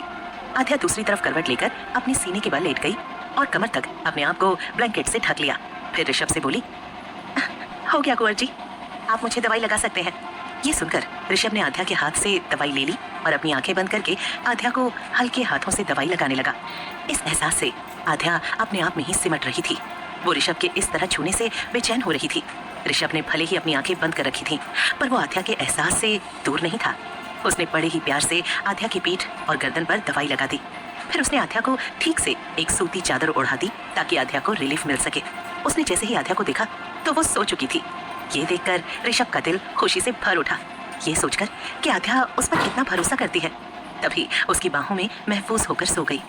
ऋषभ आध्या के चेहरे पर झुका और उसके गालों पर हल्के हाथ से दवाई लगा दी। फिर हल्के से आध्या के माथे को चूमकर वो अलग हो गया। उसने अपने हाथ अच्छे से साफ किए और आध्या के बगल में आकर लेट गया। वो आध्या को निहारने लगा।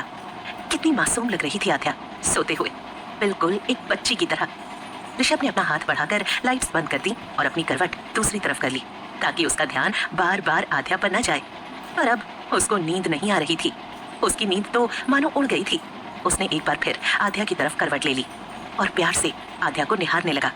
उसकी जिंदगी, उसका सपना उसके कमरे में उसके बेड पर बड़े ही सुकून और आराम के साथ सो रहा था। उसकी नींद उड़ाकर वो एकटक आध्या को देखने लगा।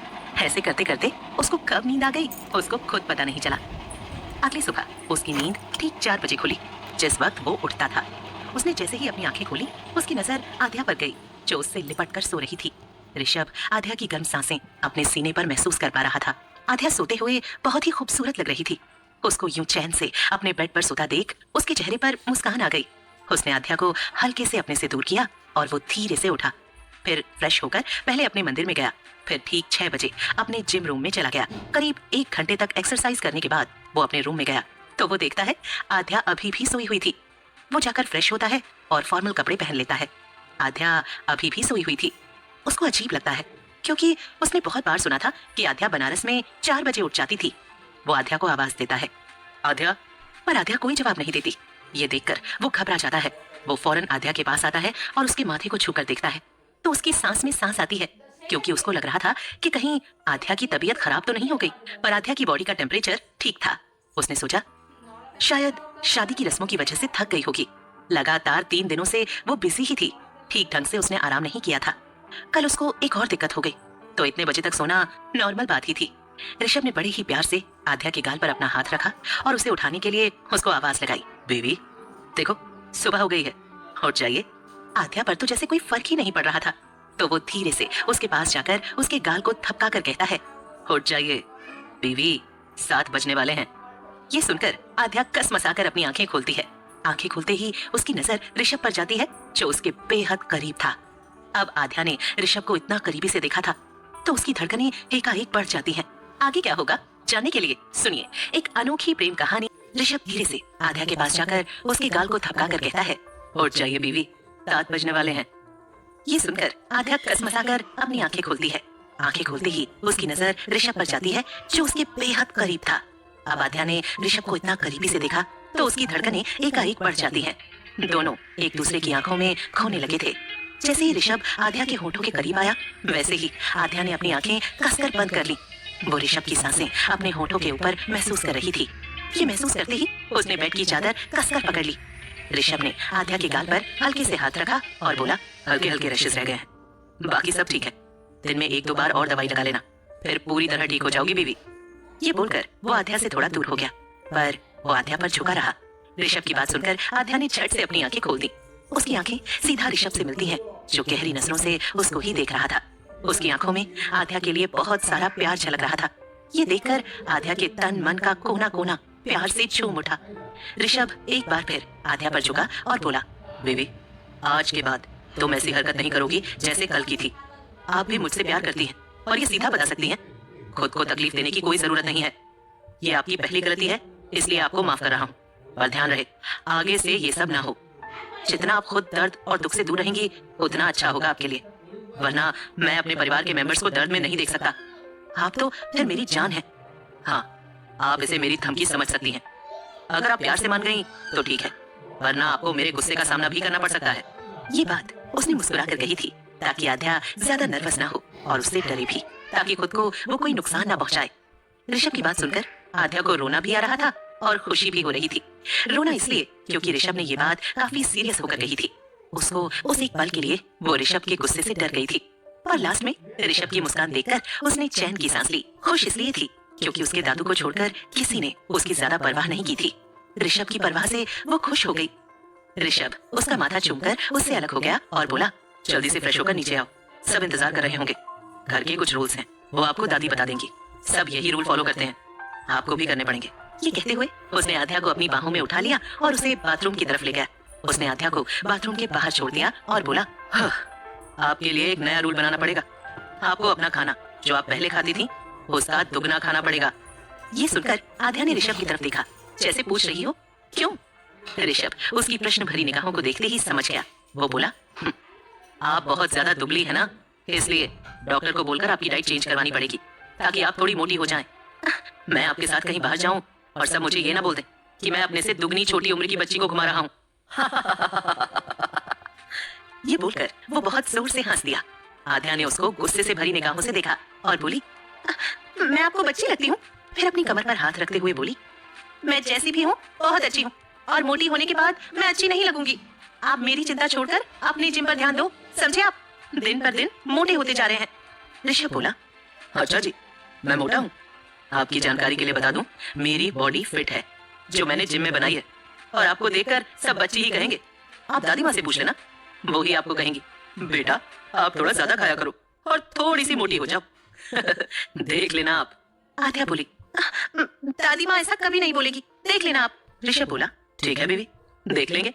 आप जाओ और फ्रेश हो जाओ, मैं तब तक आपके लिए कपड़े निकाल कर रखता हूँ। आप आराम से बाहर आकर तैयार हो जाना। वैसे भी मैं नीचे जा रहा हूँ, न्यूज़पेपर पढ़ूंगा। आध्या बिना कुछ कहे अंदर चली गई। ऋषभ ने कपड़े निकाल कर रख दिए और फिर नीचे चला गया। वो सोफे पर बैठकर न्यूज़पेपर पढ़ने लगा। बाहर वालों को अब तक इस न्यूज़ का पता चल चुका था कि ऋषभ की शादी हो चुकी है। ये न्यूज़ अखबार में फ्रंट पेज पर लिखी हुई थी। हालांकि उनको ये नहीं पता था कि उसकी शादी किसके साथ हुई थी। न उनके पास कोई तस्वीर थी आध्या की और न ही नाम। ये देखकर ऋषभ ने चैन की सांस ली, क्योंकि अगर उनको अभी आध्या के बारे में पता चलता तो उसके दुश्मन कई तरीकों से आध्या को चोट पहुंचाने के तरीके सोचते। इसलिए जब ऋषभ की शादी की बात ठंडी हो जाएगी तभी वो आध्या और ऋषभ का रिसेप्शन करेंगे और आध्या का फेस भी तभी रिवील करेंगे। न्यूज़पेपर पढ़ने के बाद ऋषभ ने प्राइवेट सिक्योरिटी कंपनी जो उसको सिक्योरिटी गार्ड और कुछ पर्सनल गार्ड देती थी उन्हें फोन लगाया और अपने घर की सिक्योरिटी को बढ़ाने के लिए कहा, और जो इसमें सबसे ज्यादा माहिर हैं सिर्फ उनको काम पर रखने को कहा। ये बोलकर उसने अपना फोन रख दिया। फिर उसने मन ही मन सोचा, पहले सिक्योरिटी गार्ड को मैं खुद देखूंगा, उसके बाद उनको काम पर रखूंगा। क्या पता इनमें कोई छुपकर वार करे। वैसे तो प्राइवेट सिक्योरिटी कंपनी ऋषभ को ही अपने गार्ड हायर करने के लिए देती थी जो परसों से उनके साथ काम करते थे, पर ऋषभ जैसे लोगों के लिए लोगों का बर्ताव क्या पता कब बदल जाए और वो ही उन पर वार कर बैठे, या उनके ही रूप में उनका कोई दुश्मन। इसके बारे में कुछ कह नहीं सकते थे और ऋषभ चाहकर भी विश्वास नहीं कर सकता था। उसको कुछ हो ये वो बर्दाश्त कर सकता था, लेकिन उसके घर वाले या आध्या को कुछ हो ये वो सहन नहीं कर सकता था। और वैसे भी अभी आध्या को आए पूरा एक ही दिन हुआ था। उसको सेल्फ फाइनेंस ट्रेनिंग की जरूरत थी, वरना अगर पहले ही दिन उसके दिल में ये डर बैठ गया तो वो पूरी जिंदगी डर डर के बिताएगी, जो ऋषभ सहन नहीं कर सकता था। आगे क्या होगा जानने के लिए सुनिए एक अनोखी प्रेम कहानी। आध्या को मल्होत्रा परिवार में आई बस एक दिन ही हुआ था कि ऋषभ सोचने लगा उसको सेल्फ फाइनेंस ट्रेनिंग की जरूरत है, वरना अगर पहले ही दिन उसके दिल में ये डर बैठ गया तो वो पूरी जिंदगी डर डर के बिताएगी, जो ऋषभ सहन नहीं कर सकता था। उनको आए दिन नई मुसीबत का सामना करना पड़ता था, इसलिए आध्या का स्ट्रांग होना बेहद जरूरी था। रागी जी और देविका जी को भी पहले इसकी कोई आदत नहीं थी, पर फिर भी उन्होंने खुद को मजबूत बनाया और हर कदम पर अपने हमसफर का साथ दिया था। इतना आसान नहीं था उनके लिए भी इतनी बड़ी फैमिली में एडजस्ट कर पाना। भले ही देविका जी एक बड़े घराने से ताल्लुक रखती थी, पर उन्होंने ये सब नहीं सीखा था क्योंकि उस वक्त उनको जरूरत नहीं पड़ी। वक्त की मांग, और जब रागी जी ने बताया कि उन्होंने अपनी बेटी को भी इसी तरह खोया था तो वो खुद को मजबूत बनाने में जुट गई ताकि टाइम आने पर वो खुद की रक्षा खुद कर सके। ऋषभ को अपनी शादी के पहले दिन ही कमरे से अपने टाइम पर बाहर खड़ा देखकर उसके सर्वेंट्स के चेहरों पर हैरानी के भाव आ गए। उन्होंने सोचा था शायद आज ऋषभ अपने कमरे से बाहर लेट आएगा, क्योंकि उसकी नई नई शादी हुई है। हर कोई अपनी वाइफ के साथ समय बिताना चाहता है, पर आज भी ऋषभ को अपने टाइम पर आते देखकर सर्वेंट के मन में आया, ये सर कभी नहीं बदल सकते, अब जल्दी जल्दी नाश्ता तैयार करना पड़ेगा। ये मन में सोचकर वो फौरन किचन में शेफ के पास गया और बोला, भाई जल्दी कर लो, आज भी सर अपने टाइम पर ही हॉल में बैठे न्यूज़पेपर पढ़ रहे हैं, कहीं तुम्हें नौकरी से ना निकाल दें। ये सुनकर शेफ के माथे पर पसीने की बूंदें छाने लगी। वो फटाफट अपने हाथ चलाने लगा। जल्दी जल्दी में जो बन पड़ा उसने वो बना दिया।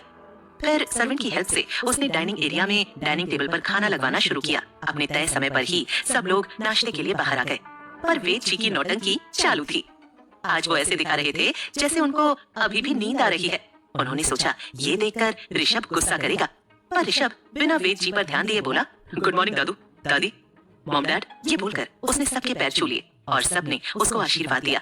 वेद जी थोड़ा थोड़ा खंगारने लगे तो ऋषभ उनको नोटिस किए बिना बोला, डैड मुझे पता है आप नौटंकी कर रहे हैं, प्लीज आप आराम से खाना खाएं, क्योंकि इस समय मेरे पास बिल्कुल वक्त नहीं है कि मैं आपसे बहस कर पाऊं, जल्दी ऑफिस जाना है। ये सुनकर वेद जी का मुंह बन गया, पर रागी जी अपने सख्त लहजे से बोली, ऋषु तू आज ऑफिस नहीं जाएगा, और अगर जाएगा तो आध्या भी तेरे साथ जाएगी। मैं नहीं चाहती कि आध्या यहाँ अकेले बोर हो, आखिर उसकी नई नई शादी हुई है और तुझे तो उससे कोई फर्क ही नहीं पड़ता है, तुझे तो बस अपना काम काम लगा रहता है। ऋषभ ने बेचारगी से जीत जी की तरफ देखा तो वो अपनी प्लेट से खाना खाते हुए और अपनी नजरें नीचे करते हुए बोले, ऊपर से ऑर्डर है ऋषु, तेरे दादाजी भी कुछ नहीं कर सकते, अपने मामले में मुझे मत लो, खुद से सुलझाओ। तो ऋषभ ने बेचारगी से देविका जी की तरफ देखा तो वो बोली, माँ बिल्कुल ठीक बोल रही है ऋषु, वो बच्ची तुम्हारे लिए ही यहाँ आई है, और अगर तुम नहीं रहोगे तो वो क्या करेगी अकेले, बोर ही होगी हम सबके बीच। और तुझे तो पता है मैं और माँ अपने एनजीओ बिल्कुल नहीं छोड़ सकते हैं, पहले ही कितने दिन की छुट्टी ले चुके हैं, अब और नहीं, वहाँ जिम्मेदारी हमने खुद ली थी, ऐसे में आध्या कैसे रहेगी। ऋषभ बोला, ठीक है दादी माँ, अगर आप चाहती हैं तो मैं कहीं नहीं जा रहा। ये बात सुनकर रागी जी बिल्कुल खुश हो गई। वो कुछ कहने को हुई तभी ऋषभ बोल उठा, इसका मतलब ये नहीं है कि मैं अपना काम नहीं करूंगा, एक इम्पोर्टेंट मीटिंग है मेरी, बहुत जरूरी है। ये सुनकर रागी जी का एक बार फिर से मुंह बन गया। वो बोली, ठीक है, अगर मैं तुम्हारी एक बात मान रही हूँ तो तुम्हें भी मेरी एक बात माननी होगी। ऋषभ ने प्रश्न भरी निगाहों से रागी जी की तरफ देखा और बोला, बोलिए दादी माँ, क्या कहना चाहती हैं आप। रागी जी बोली, अभी 2 दिन तू आध्या के साथ रहेगा, कल और आज, ताकि वो खुद को अकेले फील ना करे। फिर मैं तुझे 1 हफ्ते का टाइम देती हूँ, अपने ऑफिस वर्क को पूरा कंप्लीट कर, उसके बाद तुम और आध्या 20 दिनों के लिए अपने हनीमून पर जा रहे हो। ये सुनकर ऋषभ के गले में खाना अटक गया। उसने तभी गिलास उठाकर पानी पिया और बोला, दादी माँ आप ये सब क्या बोल रही हैं, 1 हफ्ते में इतना सारा काम कैसे होगा, मैं नहीं मानता आपकी कोई बात। रागी जी हल्के गुस्से में बोली, मैंने ये बात तुझे मानने के लिए कहा है, ये इस घर की मालकिन का ऑर्डर है और तुम इसको इग्नोर नहीं कर सकते। ऋषभ अपनी हार मानते हुए बोला, ठीक है, और कुछ। तो रागी जी बोली, बस उसके बाद तेरा बेटा या बेटी मुझे मेरी गोद में दे दे, फिर तू आजाद है, मुझे तेरे बच्चों के साथ खेलना है, बस अपनी दादी माँ की ये इच्छा और पूरी कर दे, उसके बाद कुछ नहीं चाहिए बेटा। ऋषभ अब हल्के गुस्से में बोला, आपको ये सब इतना इजी लगता है क्या दादी माँ, अभी मेरी शादी को 1 दिन नहीं हुआ है, आपका बस चले तो आप शादी के तुरंत 9 महीने बाद मेरा बच्चा पैदा करवा देंगी, मैं आपकी इस बात से बिल्कुल राजी नहीं हूँ। रागी जी आगे कहती हैं, बस एक पड़पोता या पड़पोती ही तो मांग रही हूँ, वो तो होने ही है, या तो 1 साल बाद या 1 साल पहले, आखिर तुझे तो खुश होना चाहिए, हमने तेरी शादी आध्या से करवाई और तुझे इतना अच्छा सरप्राइज दिया, तुझे तो इसकी कोई कदर ही नहीं है, और कोई होता तो झट से मान जाता। ऋषभ बोला, तभी तो हर कोई ऋषभ मल्होत्रा नहीं है ना दादी माँ। रागी जी आगे बोलने को हुई तभी ऋषभ बोला, अब आप खाना खाने देंगी या फिर मैं बिना खाए जाऊं। रागी जी फिर से मुंह बनाकर खाना खाने लगी। देविका जी, जीत जी और वेद जी उनकी लड़ाई को बहुत अच्छे से एंजॉय कर रहे थे। फिर देविका जी बोली, ऋषु मेरी बेटी कहाँ है, आगे क्या होगा जानने के लिए सुनिए एक अनोखी प्रेम कहानी। रागी जी आगे बोलने को हुई तभी ऋषभ बोला, अब आप खाना खाने देंगे या फिर मैं बिना खाए जाऊं। रागी जी फिर से मुंह बनाकर खाना खाने लगी। देविका जी, जीत जी और वेद जी उनकी लड़ाई को बहुत अच्छे से एंजॉय कर रहे थे। फिर कुछ देर बाद देविका जी बोली, ऋषु मेरी बेटी कहाँ है। ऋषभ का माथा ठनका, उनको याद नहीं रहा उनको बताना कि आध्या अभी उठी थी और उसकी तबीयत बहुत खराब थी रात में। वो बोला, मॉम एक दिक्कत हो गई थी रात में, वो आध्या को ना कल। उसकी बात पूरी होने वाली ही थी कि तभी रागी जी बोली, क्या हुआ आध्या को, कल तो बिल्कुल ठीक थी। ऋषभ बोला, वो दादी उसको मोगरे के फूलों से एलर्जी है और कमरे में वही फूल थे, उससे उसकी बॉडी पर रैशेस हो गए थे, इसलिए डॉक्टर आंटी को बुलाना पड़ा और उसको एंटीसेप्टिक दी, जिससे उसको अब थोड़ा सा आराम है, लेकिन एजिंग तो उसको नहीं हो रही है, पर निशान अभी तक उसकी बॉडी पर है। ये सुनकर रागी जी और बाकी सब सदमे में चले गए। रागी जी बोली, अगर मुझे पहले पता होता कि आध्या को मोगरे के फूलों से एलर्जी है तो मैं वहाँ पर वो बिल्कुल नहीं लगवाती। क्या आध्या को भी नहीं पता है कि उसको मोगरे के फूलों से एलर्जी है? ऋषभ बोला, दादी इसमें आपकी कोई गलती नहीं है। आध्या को पहले से पता था कि उसे मोगरे के फूलों से एलर्जी है और उसने कमरे में लगे हुए मोगरे के फूलों को देख भी लिया था। फिर भी वो मेरी खुशी के लिए कमरे में चुपचाप बैठ गई, पर थोड़ी ही देर बाद उसको इचिंग होनी शुरू हो गई थी। उसके बाद भी उसने मुझसे कुछ नहीं कहा। जब डॉक्टर आंटी आई तो उसने अपनी एलर्जी के बारे में बताया।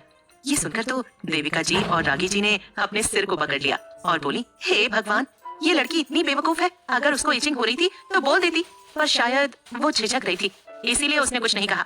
देविका जी रागी जी से बोली, माँ अभी उसमें थोड़ी झिझक है और उसको यहाँ आए तो एक ही दिन हुआ है, शायद इसीलिए कुछ नहीं बोली होगी।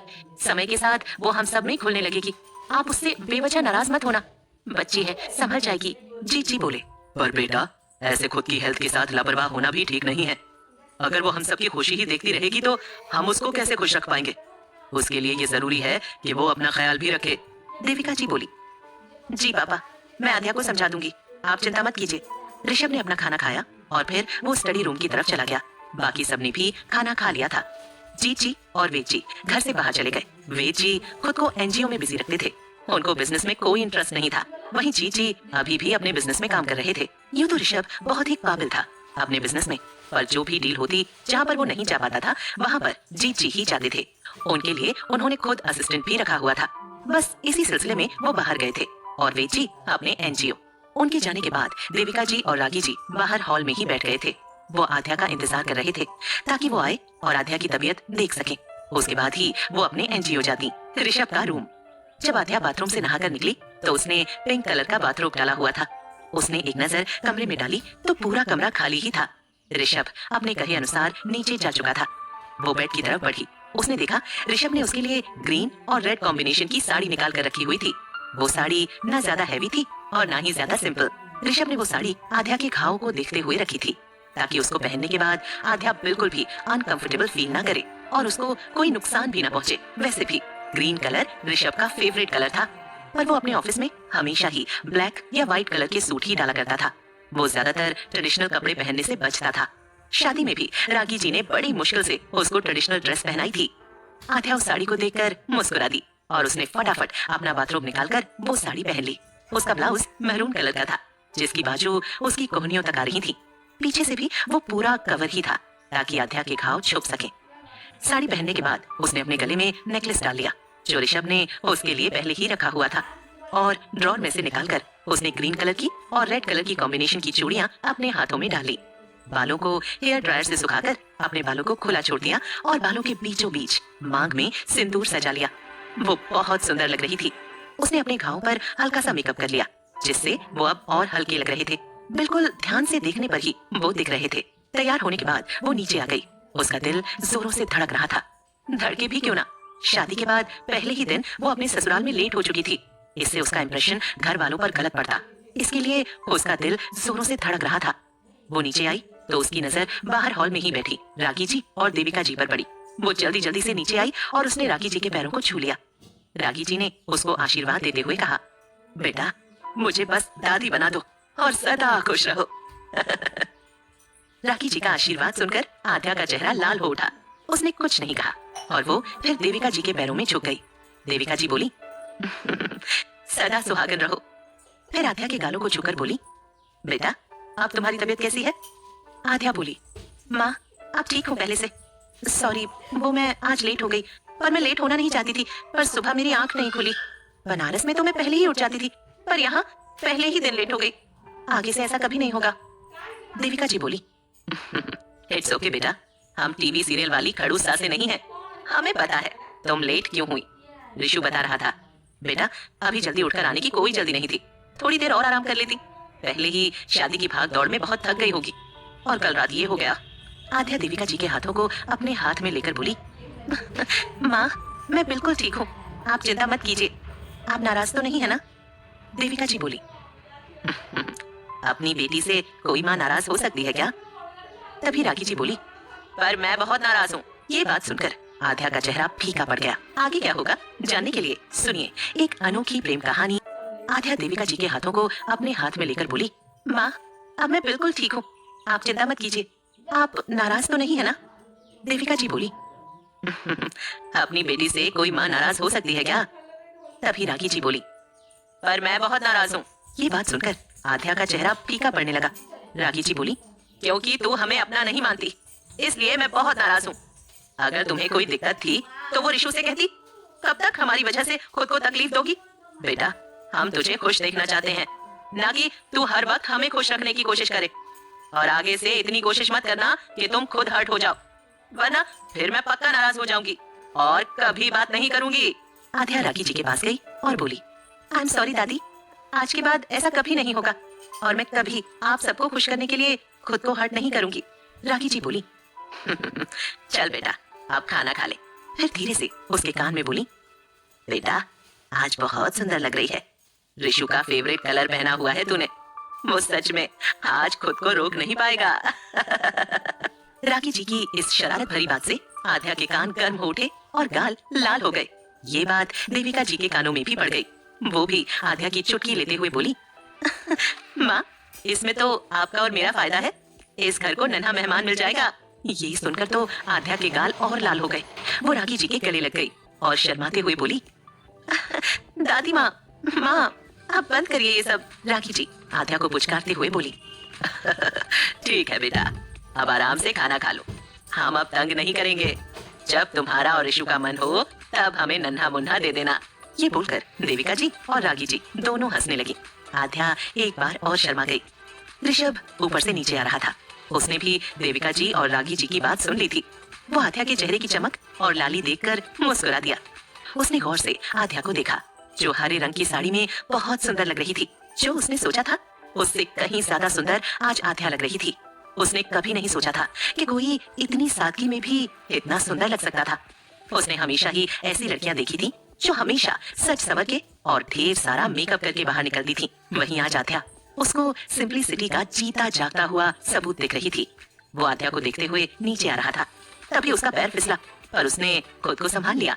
अगर रागी जी और देविका जी उसको देखती तो उसका जरूर मजाक बनाती, पर शुक्र है उन्होंने ऋषभ को गिरते हुए नहीं देखा।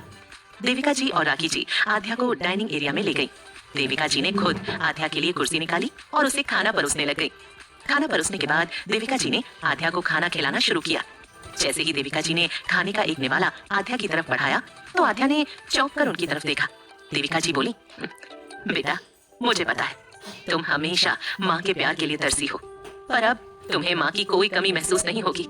आज मैं अपनी बेटी को अपने हाथों से खाना खिलाना चाहती हूँ, तो क्या तुम अपनी माँ के हाथ से खाना नहीं खाओगी? आध्या अपनी नम आंखों से बोली, अगर माँ इतने प्यार से खाना खिलाती है तो क्या कोई बेटी अपनी माँ को मना करेगी? रागी जी बोली, बेटा तुम्हें यहाँ दो दो माँओं का प्यार मिलेगा, तो आज के बाद कभी मत कहना कि तुम्हारी कोई माँ नहीं थी। हम कोशिश करेंगे बलराम जी से ज्यादा तुम्हें प्यार दे सके। आध्या ने खुशी से अपना सिर हिला दिया और देविका जी के हाथों से वो निवाला खा लिया। ऐसे ही देविका जी ने बड़े प्यार से आध्या को पूरा खाना खिला दिया। ये नजारा थोड़ी दूर खड़ा ऋषभ देख रहा था। उसकी आंखों में भी आंसू आ गए, अपनी मम्मी और दादी का आध्या के लिए प्यार देखकर। सच में कितना अकेलापन महसूस होता है जब किसी की माँ नहीं होती, पर माँ होती है जिसकी कमी कोई पूरी नहीं कर सकता। वो माहौल को हल्का करने के लिए डाइनिंग एरिया में चला गया और देविका जी से बोला, माँ आपने मुझे तो कभी इतने प्यार से खाना नहीं खिलाया, और आपकी बहू को तो आए अभी पूरे 2 दिन भी नहीं हुए हैं और उसको कितने प्यार से खाना खिलाया जा रहा है। देविका जी ऋषभ को चिढ़ाते हुए बोली, मैंने तो हमेशा ही महादेव से एक बेटी की कामना की थी, पर उन्होंने तो तुम्हें दे दिया। और अगर महादेव ने मुझे अब एक बेटी दी है तो क्या मैं उसे लाड़ ना लड़ाऊं? एक बेटी एक बेटे से बढ़कर होती है। वो अपनी माँ की सारी बातें मानती है और सारी बातें सुनती भी है, पर क्या तू सुनता है कभी मेरी बात? हमेशा तो तुझे अपनी मनमानी ही करनी होती है। हमारी तो जैसे कोई वैल्यू ही नहीं है। अगर हमें हमारी बेटी मिल गई है तो हम उससे ही प्यार करेंगे, ना कि तुम्हें। ये सुनकर आध्या खेल खिलाकर हंसने लगी। ऋषभ हल्के गुस्से में उसको घूरने लगा, पर असल में वो बहुत खुश था आध्या को हंसते हुए देखकर। सच में आध्या की निश्चल मुस्कान बहुत ही प्यारी थी, जो हर किसी को दीवाना बना सकती थी। ऋषभ उसको बड़े ही प्यार से निहार रहा था। देविका जी और रागी जी खुशी से ऋषभ को देख रही थी और सोच रही थी कि आध्या के आने से ऋषभ कितना बदल गया है। उसका गुस्सा तो लगभग मानो शांत ही हो गया था। ऋषभ का ध्यान देविका जी के बोलने से टूटा। वो बोली, ऋषु, मैं और माँ दोनों अपने एनजीओ जा रहे हैं, तो आध्या का ख्याल रखना और अपनी मीटिंग में व्यस्त मत हो जाना, और आध्या को बिल्कुल भी अकेला मत छोड़ना, वरना तेरी खैर नहीं। राखी जी बोली। और आध्या को आराम भी करने देना, उसको ज्यादा तंग मत करना। ऋषभ देविका जी और राखी जी की बातों से सक पका गया। कुछ समय बाद वो दोनों चली गईं। वहाँ पर सिर्फ ऋषभ और आध्या थे। ऋषभ बड़े ही प्यार से आध्या को निहार रहा था। ये देखकर आध्या की पलकें शर्म से झुक गईं। जब उससे काफी देर तक ऋषभ की नजरें बर्दाश्त नहीं हुई तो वो वहाँ से जाने लगी। पर जैसे ही ऋषभ ने आध्या को जाते हुए देखा, उसने फौरन अपना हाथ आगे बढ़ाकर आध्या के हाथ को पकड़कर उसे अपनी तरफ खींच लिया। अगले ही पल आध्या ऋषभ की बाहों में थी। आगे क्या होगा जानने के लिए सुनिए एक अनोखी प्रेम कहानी। जैसे ही ऋषभ ने आध्या को जाते हुए देखा, उसने फौरन अपना हाथ आगे बढ़ाकर आध्या के हाथ को पकड़कर उसे अपनी तरफ खींच लिया। अगले ही पल आध्या ऋषभ की बाहों में थी। ऋषभ का चेहरा आध्या के चेहरे के बिल्कुल पास था। आध्या को ऋषभ की सांसें अपने चेहरे पर साफ महसूस हो रही थी। ये महसूस होते ही उसके शरीर से कपकपी छूटनी शुरू हो गई। आध्या की कपकपी को ऋषभ साफ महसूस कर पा रहा था। ऋषभ की नजरें लगातार आध्या की आंखों में देख रही थी। आध्या ये बेचैनी सह नहीं पाई और उसकी आंखें अपने आप बोझिल हो उठी। वो ऋषभ की बाहों में कसमसाने लगी और अपनी कांपती हुई आवाज में बोली, कुंवर जी, कोई आ जाएगा, कोई देख लेगा। ऋषभ आध्या से बोला, बीवी, सब घर के बाहर गए हैं और सर्वेंट्स अपना काम कर रहे होंगे और डाइनिंग एरिया का काम उन्होंने कर दिया है, तो कोई नहीं आएगा। आप ये बहानेबाजी मत करिए। मेरी नई नई शादी हुई है पर अब तक वो वाली फीलिंग नहीं आ रही है। मेरी बीवी ही मुझसे दूर भाग रही है। मैं तो उनके साथ 2 पल सुकून के बिताना चाहता हूँ, पर शायद आप नहीं चाहती आप मेरे साथ रहें। ऋषभ ने अपनी प्रश्नवाचक नजरें आध्या पर गड़ा दी। ऋषभ के ये बोलते ही आध्या ने तुरंत ऋषभ की तरफ देखा। ऋषभ की प्यार से भरी कशिश देखकर आध्या अपनी नजरें ऋषभ की आंखों से हटा नहीं पाई। वो अपनी आंखों में शरारत लिए बोली, अच्छा जी, हमसे चालाकी। आप जानते हैं, शायद हम मिसेस आध्या ऋषभ मल्होत्रा हैं, पहले वाली आध्या नहीं है। ऋषभ को आध्या के इस रिएक्शन की बिल्कुल भी उम्मीद नहीं थी, और ये तो बिल्कुल भी नहीं कि आध्या ऋषभ से ये बोलेगी। वो आध्या की कमर को कसकर पकड़कर उसे अपनी तरफ खींच लेता है और अपनी आंखों में शरारत लिए कहता है, अच्छा, तो हम आपसे चालाकी नहीं कर सकते? हम भी तो आपके पति हैं ऋषभ मल्होत्रा, और हमने क्या चालाकी की है आपके साथ, जरा हमें भी बताएं। आध्या ऋषभ की छूट से आजाद होने की कोशिश करते हुए कहती है, सुबह आप ऑफिस जाने के लिए रेडी थे और आप कह रहे थे कि आपको ऑफिस में काम है। जब दादी ने आपको जाने के लिए मना किया तो आप ऑफिस नहीं गए, और अब आप मुझे इम्प्रेस कर रहे हो ये बोलकर कि आपकी नई नई शादी हुई है और आपको फील नहीं आ रहा। ये बोलकर वो ऋषभ की तरफ आई विंक कर देती है और कहती है, ये आपका जादू मुझ पर नहीं चलने वाला। आध्या का यूं बात करना ऋषभ को बहुत बड़ा शौक दे गया। उसका मुंह खुला का खुला रह गया और उसकी पकड़ आध्या की कमर से ढीली हो गई। ये मौका पाते ही आध्या ऋषभ से दूर हो गई और उसने अपने एक हाथ को बढ़ाकर ऋषभ के मुंह को बंद करते हुए कहा, इसकी आप आदत डालो, आप ऐसे ही क्लीन बोल्ड होने वाले हो। ये बोलकर वो वहां से भाग गई। उसके जाते ही ऋषभ को होश आया और उसने तभी आध्या की तरफ देखा जो पीछे मुड़कर ऋषभ को चिढ़ा रही थी। पूरा हॉल आध्या की हंसी से खनक रहा था। जो हॉल कभी शांत रहता था, किसी के रहने का पता भी नहीं चलता था, आज खनक रहा था। आध्या की हंसी सुनकर घर में काम करने वाले सर्वेंट्स बाहर आ गए। आध्या को खुश होते देखकर वो भी खुश हो गए। उनमें से एक सर्वेंट बोला, जब से छोटी मालकिन आई है, घर स्वर्ग बन गया है, और अब तो होने वाले मालिक भी कितने खुश नजर आ रहे हैं। कोई नहीं कह सकता कि ये वही मालिक हैं जो अपने रूल्स के साथ चलते थे। महादेव ये खुशी बनाए रखे। महादेव छोटी मालकिन को लंबी उम्र दे। सच में महादेव ने हमारे महादेव के लिए अपनी ही अर्धांगिनी चुनी है। आध्या को यूं खुलकर हंसता देखकर ऋषभ के होंठ अपने आप मुस्कुरा उठे। उसका चेहरा कभी गुस्से में सख्त नजर आता था, आज खुशी से दमक रहा था। आध्या हंसते हुए अपने कमरे में चली गई। उसके जाने के बाद सर्वेंट्स भी अपने अपने काम पर चले गए। ऋषभ अपने आप से बोला, महादेव, ये वही शांत सी रहने वाली लड़की है क्या? लगता है ऋषभ मल्होत्रा के ऑपोजिट गुण आ गए हैं इसमें। मेरी बीवी मुझे ही बदलने पर लगी हुई है, और लगता है बदल कर ही मानेगी। दादी जी सही कहती थी, आध्या तुम्हें बदल देगी, पर तुम ऐसे ही हंसती रहो बीवी। मैं तो बदलने के लिए तैयार हूँ, क्योंकि चाहकर भी मैं तुम्हें अपने गुस्से से डराना नहीं चाहता हूँ। फिर वो आध्या के पीछे अपने कमरे में जाने लगा।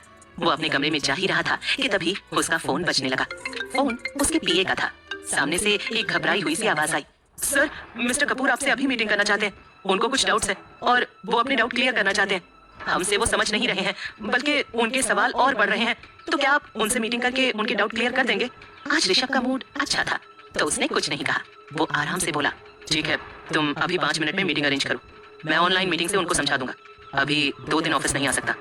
सामने से आवाज आई, ठीक है सर, मैं अभी अरेंज करता हूँ, वो यहाँ ऑफिस ही आए हुए हैं। ऋषभ ने अपना फोन काट दिया। उसने अपना रास्ता बदलकर नीचे बने स्टडी रूम में आ गया। उसने अपना लैपटॉप खोला और मीटिंग अटेंड करने लगा। सच में मिस्टर कपूर के बहुत सारे डाउट्स थे और उनको कुछ भी समझ में नहीं आ रहा था। ये देखकर ऋषभ का गुस्सा बढ़ने लगा था, क्योंकि वो अभी के अभी आध्या के पास जाना चाहता था, पर जा नहीं पा रहा था। पर वो अपने गुस्से को दबा रहा था, क्योंकि उसका गुस्सा खुद उसके काबू में नहीं होता था। उसका बढ़ता गुस्सा देखकर मिस्टर कपूर को भी डर लगने लगा था। वो जल्दी जल्दी अपने डाउट्स पूछने लगे, ताकि जल्दी जल्दी वो अपना काम कर सके और ऋषभ के गुस्से से भी बच सके। वहीं जब ऋषभ रूम में नहीं आया तो आध्या भी अपने रूम से बाहर आ गई। वो ऋषभ को ढूंढते ढूंढते स्टडी रूम तक पहुंच गई। आगे क्या होगा जानने के लिए सुनिए एक अनोखी प्रेम कहानी, इतना करो न मुझे प्यार। आध्या ऋषभ से बचकर रूम में आ गई थी। उसकी सांस दौड़ने की वजह से तेज हो गई थी। उसको पता था जैसे ही ऋषभ रूम में आएगा उसकी खैर नहीं है। अपनी हरकत पे अब उसको गुस्सा आ रहा था। क्यों उसने ऋषभ को चिढ़ाया? उसने खुद को शीशे में निहारा तो उसके गाल की लाली देखकर उसकी सांसें तेज हो गईं। वो वॉशरूम में चली गई। उसने अपने गालों को छुआ तो वो गर्म थे। यही तो हो रहा था उसके साथ ऋषभ की करीबी से। वो गर्म हो उठती थी। उसने अपने चेहरे को अच्छे से धोया, पर उसकी लाली कम नहीं हुई थी। बाहर आकर उसने वापस से हल्का हल्का मेकअप कर लिया, ताकि उसके घाव छिप जाएं। ज्यादा उसके पास काम था नहीं। वो चुपचाप वहीं बेड पर बैठ गई और वहीं पड़ी एक मैगजीन पढ़ने लगी। पर जब ऋषभ काफी देर तक रूम में नहीं आया तो आध्या भी रूम से बाहर आ गई। वो ऋषभ को ढूंढते ढूंढते स्टडी रूम तक पहुंच गई, इस बात से अनजान कि ऋषभ अपनी एक इम्पोर्टेंट मीटिंग कर रहा है। ऋषभ को अपने काम में किसी भी प्रकार की दखल अंदाजी पसंद नहीं थी, इसीलिए यहाँ तक कि वेद जी, जीत जी, रागी जी और देविका जी भी स्टडी रूम में नहीं जाते थे। जीत जी भी जब भी ऑफिस का काम करते तो वो अपना अलग स्टडी रूम ही यूज करते थे।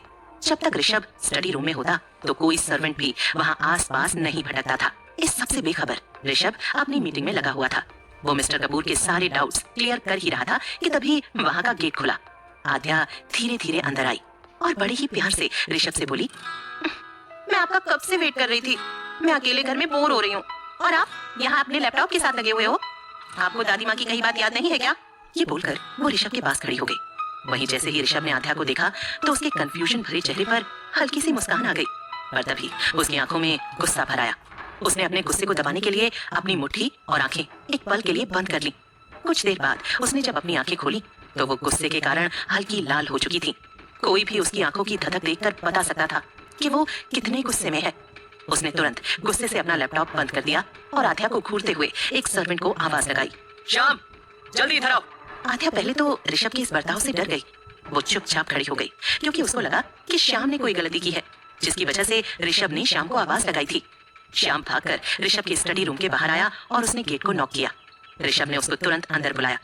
उसको अपनी गुस्से वाली आवाज में बोला, नीता को बुलाओ और उसको कहो डेली रूटीन का चार्ट लाए। श्याम बोला, जी सर। ये बोलकर वो जाने लगा। तभी ऋषभ तेज आवाज में बोला, 2 मिनट में नीता यहाँ होनी चाहिए, गो फास्ट। ये सुनकर श्याम जल्दी से भागता चला गया। ऋषभ आध्या की तरफ मुड़ा और गुस्से में बोला, आज के बाद आप यहाँ कदम नहीं रखेंगी। और आप यहाँ किससे पूछकर आई? आपको ये नहीं दिखा मैं अपना इंपॉर्टेंट काम कर रहा हूँ? आज के बाद ये गलती दोबारा ना हो, ध्यान रहे। आध्या ऋषभ के गुस्से से सहम उठी। ऋषभ की तेज आवाज से वो कांप उठी थी। उसकी आंखों में डर साफ दिख रहा था। जाहिर तौर पर उसको तेज आवाज सुनने की आदत नहीं थी, क्योंकि कभी किसी ने उस पर गुस्सा नहीं किया। पर जैसे ही ऋषभ ने उससे गुस्से में बोला तो उसको लगा कि शायद उसने बहुत बड़ी गलती कर दी है यहाँ आकर। उसकी आंखों से आंसू बहने लगे। उसने अपनी भर्राई आवाज में कहा, सॉरी कुंवर जी। उसकी आवाज बहुत डरी सहमी सी थी। आध्या की आवाज में कंपन महसूस करके ऋषभ को अपनी गलती का एहसास हो गया था। उसको अब खुद पर गुस्सा आया। कैसे वो आध्या से ऐसे बात कर सकता था? उसका फर्ज बनता है कि वो आध्या को खुश रखे, पर उसने तो शादी के दूसरे ही दिन आध्या को बुरी तरह डांट दिया था। जबकि बलराम जी ने कहा था कि आध्या को तेज आवाज सुनना पसंद नहीं है, उसको इस सब की आदत नहीं है, वो बहुत जल्दी डर जाती है। वो आध्या से कुछ कहता तभी किसी ने डोर नॉक किया। ऋषभ समझ गया नीता ही आई थी। उसने कम इन बोला। नीता अपने तेज कदमों के साथ अंदर आ गई। ऋषभ आध्या से नरम आवाज में बोला, नीता तुम्हें सारे रूल्स रेगुलेशन समझा देगी। आध्या ने बोलने की बजाय अपना सिर हिला दिया। क्योंकि डर के कारण उसकी आवाज नहीं निकल रही थी। नीता को ऋषभ ने सब कुछ समझा दिया और फिर वो दोनों बाहर आ गए। नीता सब कुछ आध्या को समझाने लगी, पर आध्या का ध्यान उस सब में बिल्कुल नहीं था। उसने जल्दी से पानी के जग से पानी भरा और जल्दी जल्दी से पानी पीने लगी, जैसे बरसों से प्यासी हो। नीता भी एक पल के लिए आध्या की इस हरकत पर हैरान हो गई, पर उसने कुछ कहना सही नहीं समझा। नीता जैसे ही आगे कुछ कहने को हुई तो आध्या बोली, तुम जाओ, मैं बाद में देविका माँ से पूछ लूंगी, पर ये बात अपने सर को मत बताना। ये बोलकर वो तेज कदमों के साथ अपने कमरे में चली गई। अंदर जाते ही उसके रुके हुए आंसू बह गए। वो बेड पर बैठकर रोने लगी। उसका कांपना अभी भी जारी था। आध्या के यूं एकदम चले जाने के बाद नीता को कुछ समझ नहीं आया, पर वो ज्यादा अपना दिमाग न चलाते हुए वहाँ से निकल गई।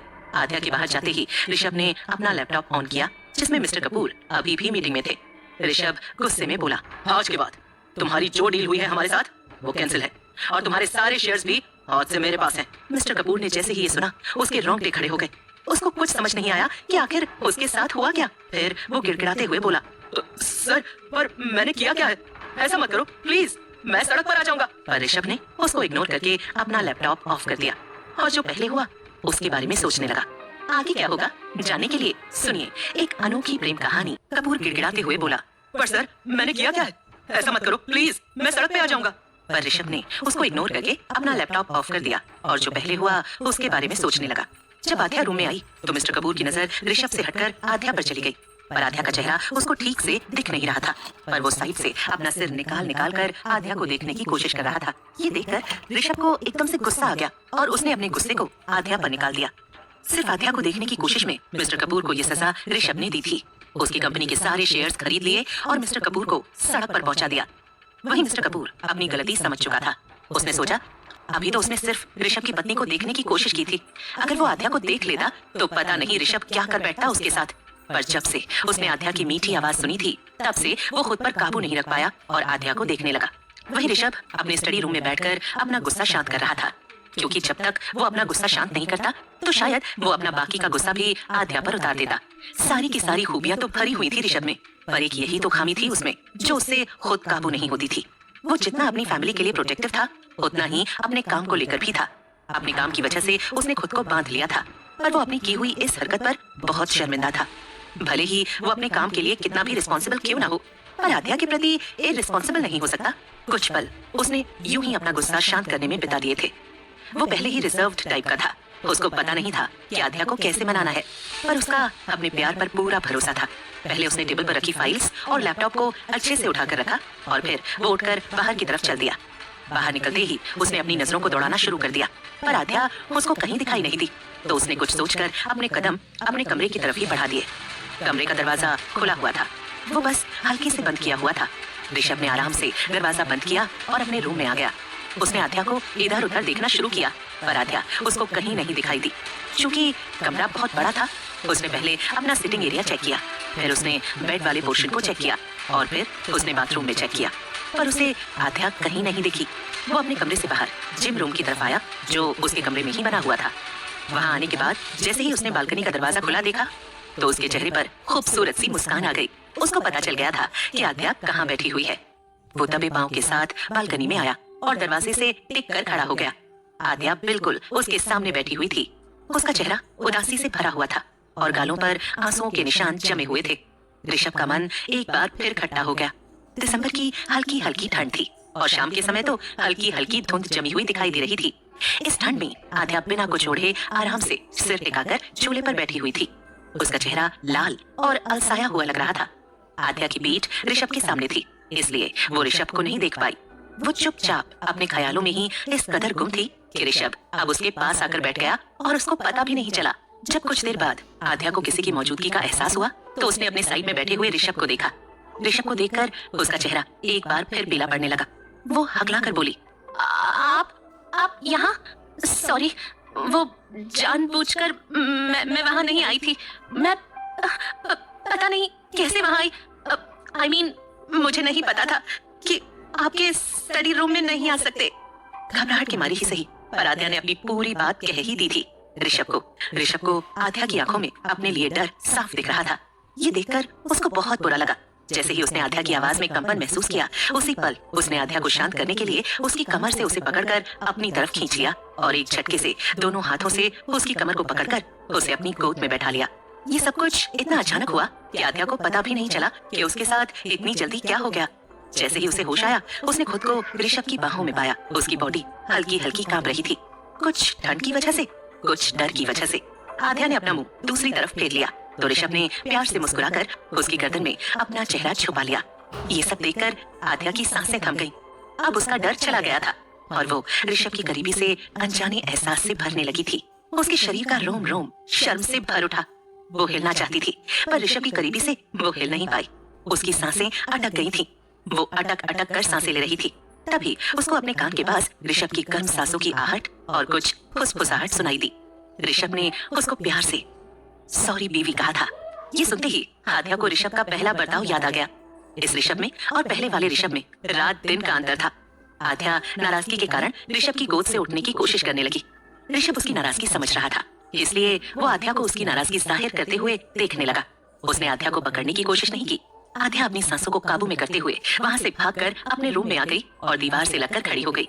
ऋषभ की करीबी में वो सब कुछ भूल गई थी। शायद यही प्यार था जो ऋषभ के गुस्से पर भी भारी पड़ रहा था।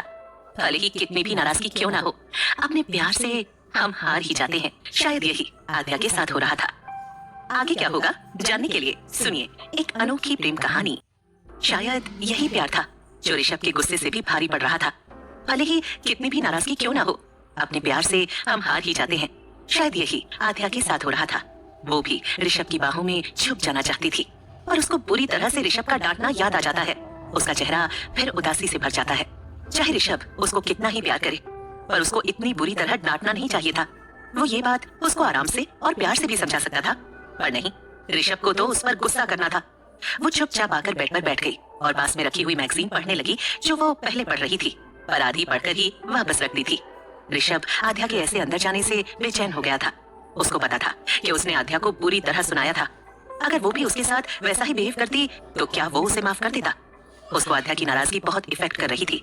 अपने गुस्से से प्यार करने वाला ऋषभ आज अपने गुस्से से नफरत करने लगा था। पर वो भी क्या करता? अगर मिस्टर कपूर आद्या को देख लेता तो पक्का ही ये खबर पूरे शहर में फैल जाती। उसको देखकर ऋषभ को गुस्सा आया था, वरना आद्या की प्यार भरी आवाज सुनकर उसके चेहरे पर मुस्कान आ गई थी। वो जल्दी से रूम में चला गया क्योंकि उसको अपनी रूठी हुई महबूबा को मनाना था। उसकी हालत देखकर तो लग रहा था कि उसे अच्छी खासी कसरत करने की जरूरत थी। वो रूम में आया तो उसकी नजर सीधे बेड पर बैठी आद्या पर गई जो अधलेटी बैठी हुई थी। उसकी चुनरी सिर से नीचे गिरी हुई थी और उसके खुले बाल जमीन को छू रहे थे। इस लुक में वो बेहद अच्छी लग रही थी। ऋषभ आद्या के बगल में जाकर लेट गया और उसके चेहरे को अपने एक हाथ से अपनी तरफ घुमा लिया और अपने दूसरे हाथ को उसके गाल पर रखते हुए बोला, आई एम सॉरी बीवी, आज के बाद ऐसा नहीं होगा। आद्या नाराजगी से बोली, नहीं कुंवर जी, जब मेरा आपकी किसी चीज पर अधिकार ही नहीं है तो आपने क्यों मुझसे शादी की थी? जरूरी नहीं था। अगर आप हमें अधिकार नहीं दे सकते तो आप मुझसे शादी करें। ये बोलकर उसकी आंखों में आंसू आ गए। ऋषभ हैरानी से उसकी ओर देखने लगा। वो सोचने लगा कि उसने कब कहा कि आद्या का उस पर अधिकार नहीं है, बल्कि उसने जो अधिकार आद्या को दिए थे वो किसी और को देने के बारे में वो सोच तक नहीं सकता था। ऋषभ बोला, ये तुम क्या बोल रही हो बीवी? मैंने कौन से अधिकार आपको नहीं दिए हैं? आप ये गलत सोच रही हैं। आपके जो अधिकार हैं वो और किसी के पास नहीं है, बल्कि अधिकार वाला खुद आपका गुलाम है। तो आप यहाँ गलत हैं। आद्या ने उसकी बात सुनकर झट से अपने आंसू साफ कर लिए और बोली, ये सिर्फ बोल देने से मेरे अधिकार मेरे नहीं हो जाते कुंवर जी। अभी तक मुझे मेरे अधिकार मिले होते तो मुझे आपके स्टडी रूम में जाने की परमिशन होती, जैसे मुझे इस रूम में आने की परमिशन है। भले ही घर वाले ना जाएं आपके रूम में, पर मैं आपकी अर्धांगिनी हूँ। मेरा पूरा अधिकार है आप पर, तो आपकी चीज पर क्यों नहीं है? और आपको ये जरूरत नहीं पड़ती। नीता को आप नहीं कहते कि वो हमें हमारे घर के रूल्स बताए। इसमें सिर्फ आपका ऑर्डर था। मेरी फीलिंग्स तो कहीं थी ही नहीं, तो मुझे बताए कैसे मिले हैं मुझे मेरे अधिकार? ये बोलकर उसने अपने चेहरे को ऋषभ की पकड़ से छुड़वा लिया और वो सिसकते हुए वॉशरूम में चली गई। ऋषभ का चेहरा अब गिल्ट से भरने लगा। वाकई उसने आद्या को ये सब बोलकर बहुत गलत किया था। आद्या की बात सुनकर उसको पता चल गया था कि उसने उसे बहुत डीपली हर्ट किया था। वो कैसे आद्या को मनाए, इसके लिए वो सोचने लगा। कुछ पल बाद आद्या बाहर आई और वो तुरंत कमरे से बाहर निकल गई। ऋषभ ने आद्या को जाने दिया क्योंकि वो अब उसको और परेशान नहीं करना चाहता था। ऐसे ही शाम हो गई और रागी जी और देविका जी जब घर आए तो उनको आद्या बाहर गार्डन में मिली, जो बड़े ही प्यार से फूलों को निहार रही थी। वो दोनों मुस्कुराती हुई आद्या के पास चली गईं। जैसे ही आद्या ने उनको देखा उसका दिल खुश हो गया। वो चहकती हुई बोली, दादी माँ, माँ आप आ गए। आपने तो कहा था कि आप 5 बजे तक आ जाएंगे, पर अब तो 6 बजने वाले हैं। रागी जी और देविका जी उसके फुदकने से बहुत खुश हो गई, क्योंकि वो आध्या को ऐसे ही देखना चाहते थे। उन्हें लगा नहीं था कि आध्या ऐसे चहकते हुए उन्हें मिलेगी। उनको लगा था कि ऋषभ के साथ रह रहकर वो उसकी जैसी ही हो जाएगी, बोरिंग और गुस्सैल। पर आध्या का उससे उलट स्वभाव था। रागी जी उसको छेड़ते हुए बोली, बेटा, हमने सोचा ताकि तुम और ऋषभ कुछ और टाइम साथ बिता लो, तभी हमने डिसाइड किया कि हम 1 घंटा लेट आएंगे। अब तो हमारी बहू आ गई है, हम घर के काम से भी टेंशन फ्री हो गए हैं। आध्या बोली, नहीं दादी माँ, इतनी देर आप काम करते हैं वो बहुत है, बाद में तो आप थक जाएंगे। और हाँ, कुछ समय आप अपनी बहू को भी दीजिए। देविका जी बोली, अरे बेटा, सारा समय हमारा तो तुम्हारा ही है, चलो आप वहाँ चेयर पर बैठते हैं। आध्या बोली, अरे माँ आप बैठिए, मैं आपके लिए स्पेशल अदरक वाली चाय बना कर लाती हूँ, आप दोनों की थकान दूर हो जाएगी। देविका जी बोली, अरे बेटा, पर ये काम सर्वेंट कर लेंगे, पहले भी करते थे ना। आध्या बोली, माँ पहले मैं नहीं थी यहाँ, पर अब तो मैं हूँ ना, आप बैठिए, मैं बस 5 मिनट में आई चाय बनाकर। ये बोलकर वो चली गई। रागी जी और देविका जी मुस्कुराते हुए चेयर पर वहीं गार्डन में बैठ गई। आध्या मुस्कुराते हुए किचन में आ गई। वहाँ 1-2 सर्वेंट काम कर रहे थे। आध्या ने उनसे चाय का सामान मांगा तो उन्होंने दे दिया। आध्या ने चाय चढ़ाई और उबलने का वेट करने लगी। वहीं जब आध्या किचन में आई थी तो ऋषभ की नजर उस पर पड़ गई। वो स्टडी रूम से बाहर आ रहा था तो सीधा वो किचन की तरफ ही आ गया। वो गेट से टेक लगाकर आध्या को देखने लगा। कुछ पल बाद वो अंदर आया और इशारे से सर्वेंट्स को बाहर भेज दिया। उनके जाने के बाद ऋषभ आध्या की तरफ मुस्कुराते हुए बढ़ गया। आगे क्या होगा जानने के लिए सुनिए एक अनोखी प्रेम कहानी। आध्या अंदर आने के बाद चाय बनाने लगी। ऋषभ बाहर से ही उसको एकटक निहार रहा था। जब उसे रहा नहीं गया तो वो अंदर आ गया और इशारे से सर्वेंट्स को बाहर भेज दिया। उनके जाने के बाद ऋषभ आध्या की तरफ मुस्कुराते हुए बढ़ गया। आध्या की पीठ ऋषभ की तरफ थी। ऋषभ ने बिना देर किए आध्या को पीछे से अपनी बाहों के घेरे में ले लिया। किसी का अनजाना एहसास पाकर आध्या एकदम से चीख उठी, पर उसने ऋषभ का स्पर्श पहचान लिया। उसने खुद को नॉर्मल कर लिया। आध्या अभी भी ऋषभ से नाराज थी।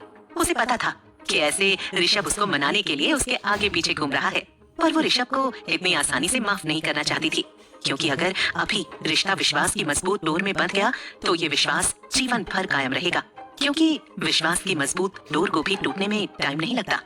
वो समझती थी ऋषभ को बहुत से काम है, वो एक आम इंसान नहीं है, पर ऋषभ को ये बात पहले बतानी चाहिए थी कि वो स्टडी रूम में नहीं जा सकती। ये ना बताकर उसने उल्टा आध्या को बेवजह डांट दिया। पहले ही दिन आध्या के मन में ऋषभ को लेकर क्या ख्याल जाएगा। जहाँ विश्वास कायम होना चाहिए वहाँ विश्वास कम होने का काम कर रहा था ऋषभ। वो नाराजगी से बोली, कुंवर जी कोई आ जाएगा, कोई ऐसे बाहों में लेता है क्या बाहर।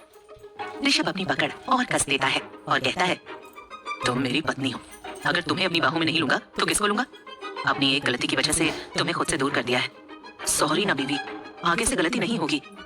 ये बोलकर वो आध्या के कान को चूम लेता है। आध्या कुछ बोलने को होती है, तभी गैस पर चढ़ी चाय में उबाल आ जाता है। वो फौरन ऋषभ की बाहों से छूटकर गैस को बंद कर देती है और फिर चाय को कप में छानते हुए कहती है, चाय पीनी हो तो बाहर आ जाइए कुंवर जी। ये बोलकर वो चाय की ट्रे उठाकर बाहर ले जाती है। ऋषभ वहीं खड़ा रह जाता है। वो समझ जाता है कि आध्या इतनी आसानी से नहीं मानने वाली। आध्या के इस जिद्दीपन पर ऋषभ को प्यार आ रहा था। वो मुस्कुराते हुए आध्या के पीछे चला जाता है। आध्या देविका जी और रागी जी के पास बैठकर चाय का लुत्फ उठा रही थी और उनसे बातें करते हुए हंस रही थी। ऋषभ उसको हंसते हुए देखकर खुद से कहता है, ये ठीक नहीं है बीवी, मुझसे नाराज होकर आप ऐसे कैसे खुश हो सकती हैं। मेरी जान सुखाने पर लगी हुई हैं आप। अब किसी के पीछे ना भागने वाला ऋषभ आपके पीछे बार बार चक्कर लगा रहा है। तुम एक बार पकड़ में आओ, मैं बताता हूँ तुम्हें। ये सुनकर आध्या का दिल तेजी से धड़क उठा। उसने तुरंत नजरें उठाकर ऋषभ को देखा, जो उसकी ओर देखते हुए वहीं आ रहा था। आध्या के चेहरे से देखकर साफ पता चल रहा था कि वो ऋषभ के मनोभावों को समझ चुकी थी। उसने एक नजर ऋषभ को देखा, फिर अपनी नजरें चुरा ली और मन ही मन बोल उठी, अब आपने इतनी बड़ी गलती की है कुंवर जी, तो उसकी सजा तो मिलनी ही है आपको। और बार बार मेरे करीब आकर आप मेरी जान सुखा रहे हैं, जिसका असर मेरी ये धड़कन साफ बता रही है, और ये इल्जाम आप हम पर लगा रहे हैं। This is not fair Kunwar ji. आध्या के ये कहते ही ऋषभ ने तुरंत आध्या की तरफ देखा और फिर बोला, ये सही नहीं कर रही है बीवी। आपके करीब आने से मेरी धड़कन भी उतना ही शोर कर रही है जितनी आपकी धड़कन कर रही है। आपकी धड़कन मेरी धड़कनों से मिल जाने के लिए बेकरार है, और एक आप है जो मुझसे दूर दूर भाग गई हैं। आध्या ये बात सुनकर तुरंत ऋषभ को देखती है, जो उसके बिल्कुल सामने आकर बैठ गया था। आध्या के देखते ही वो आध्या की तरफ आई विंक कर देता है, जिससे आध्या का मुंह खुला का खुला रह जाता है। फिर वो अपनी ही हरकत पर झेप जाती है। इधर उधर देखती है तो देविका जी और रागी जी एक दूसरे से बातें कर रही थी। फिर वो चैन की सांस लेती है। उसका चेहरा शर्म की वजह से लाल हो गया था। राखी जी जैसे ही ऋषभ को अपने पास बैठा देखती हैं तो कहती हैं, अरे ऋषु, तू कब आया? ऋषभ अपनी नजर आध्या से हटाकर कहता है, अभी अभी आया हूँ दादी माँ। आप कब आए एनजीओ से? राखी जी बोली, बेटा अभी कुछ देर पहले ही आए हैं। वो बात कर रहे थे तभी राखी जी की नजर आध्या के चेहरे पर पड़ी। वो बोली, आध्या बेटा तुम्हारे चेहरे को क्या हुआ? बिल्कुल लाल टमाटर की तरह लाल हो गया है। राखी जी के बोलने पर ऋषभ और देविका जी तुरंत उसकी तरफ देखते हैं। ऋषभ की नजरें आध्या से मिलती हैं। ऋषभ समझ जाता है ये हया की लाली है जो आध्या के गालों पर छाई हुई थी। जो बात उसने कुछ देर पहले कही थी उसका असर इतना जल्दी हो गया था। वो आध्या का मुंह ताकने लगा। वो भी जानना चाह रहा था कि आध्या इस बात का क्या जवाब देगी। उसकी आंखों में शरारत नाच रही थी। देविका जी फिक्र से बोली, बेटा तुमने दवाई ठीक से तो लगाई थी ना? देखो कैसे पूरा चेहरा लाल हो गया है। आध्या उनकी फिक्र देखकर बोली, आप चिंता मत कीजिए माँ, मैं बिल्कुल ठीक हूँ और शायद इस हल्की धूप की वजह से चेहरा लाल हो गया है। राखी जी और देविका जी आध्या की ये बात मान लेती हैं और चुपचाप चाय पीने लगती हैं। आध्या मन ही मन बोलती है, हाँ शुक्रिया महादेव, आपकी वजह से बच गई मैं। शायद ठंड में ये धूप तभी निकली थी ताकि मैं माँ को कोई बहाना बनाकर बता सकूं, वरना देखो इनको कैसे मजे ले रहे थे। सब कुछ जानते हुए भी मुझे परेशान कर रहे थे। आध्या ऋषभ की तरफ देखती है जो न जाने कब से उसको ही देख रहा था। ऋषभ आंखों ही आंखों में उससे सॉरी कहता है पर आध्या उसको इग्नोर करने लगती है। ऋषभ ने ऐसा 2-3 बार किया पर तभी आध्या उसको इग्नोर कर देती है। दोनों में से कोई भी अपनी नजरें हटाने को तैयार नहीं था। आगे क्या होगा जानने के लिए सुनिए एक अनोखी प्रेम कहानी। आध्या ऋषभ की तरफ देखती है जो न जाने कब से उसको ही देख रहा था। ऋषभ आंखों ही आंखों में उससे सॉरी कहता है पर आध्या उसको इग्नोर करने लगती है। ऋषभ ने ऐसा 2-3 बार किया पर तभी आध्या उसको इग्नोर कर देती है। दोनों में से कोई भी अपनी नजरें हटाने को तैयार नहीं था। राखी जी और देविका जी न जाने कब से उन दोनों को ऐसे ही देखे जा रही थी। जब उनसे रहा नहीं गया तो राखी जी बोल उठी, ऋषभ मल्होत्रा, क्या आपका बेडरूम आपको कम पड़ चुका है या आज हम लोगों को थोड़ा और लेट आना चाहिए था? ये रोमांस तुम कमरे में जाकर भी कर सकते हो। पर यहाँ मेरी बहू को ऐसे घूर रहा है जैसे उसको अभी आंखों ही आंखों से खा जाएगा। मेरी बहू तो तुझे इतने प्यार से देख रही है पर तेरी आंखों में गुस्सा नजर आ रहा है मुझे। उनके एकदम से बोलने से ऋषभ और आध्या का ध्यान टूटा। दोनों सकपका गए फिर नजरें चुराकर इधर उधर देखने लगे। ऋषभ ने बड़े ही गौर से राखी जी की बात सुनी थी। वो बोला, दादी माँ आपको बड़ा पता है मैं आपकी बहू को गुस्से में घूर रहा था। आपकी आंखों को नए चश्मे की जरूरत है और बार बार अपनी बहू की साइड लेने की जरूरत नहीं है। ध्यान रखो आपके पोते की वजह से ही वो यहाँ आई है, तो थोड़ी कदर करो जैसे पूरा हरिद्वार करता है। ये सुनकर राखी जी ने ऋषभ का कान जोर से पकड़ लिया और बोली, अच्छा बेटा अब तुझे इज्जत चाहिए और अगर तू नहीं होता ना तो कोई तो होता, तो हम आध्या को उसकी पत्नी बना देते पर आध्या सिर्फ मेरे घर की बहू बनती। आजकल तेरे तेवर बदल गए हैं। ऋषभ को राखी जी के इस हमले का पता नहीं था। वो जोर से अपना कान राखी जी की पकड़ से छुड़वाते हुए बोला, दादी माँ ये आप ठीक नहीं कर रही हैं। आजकल आपके टॉर्चर बढ़ रहे हैं। मैं देख रहा हूँ जब से आपकी लाडली बहू घर में आई है तब से आप सब मुझे सुनाने पर लगे हुए हैं। ये सुनकर देविका जी, राखी जी और आध्या जोर जोर से हंसने लगे।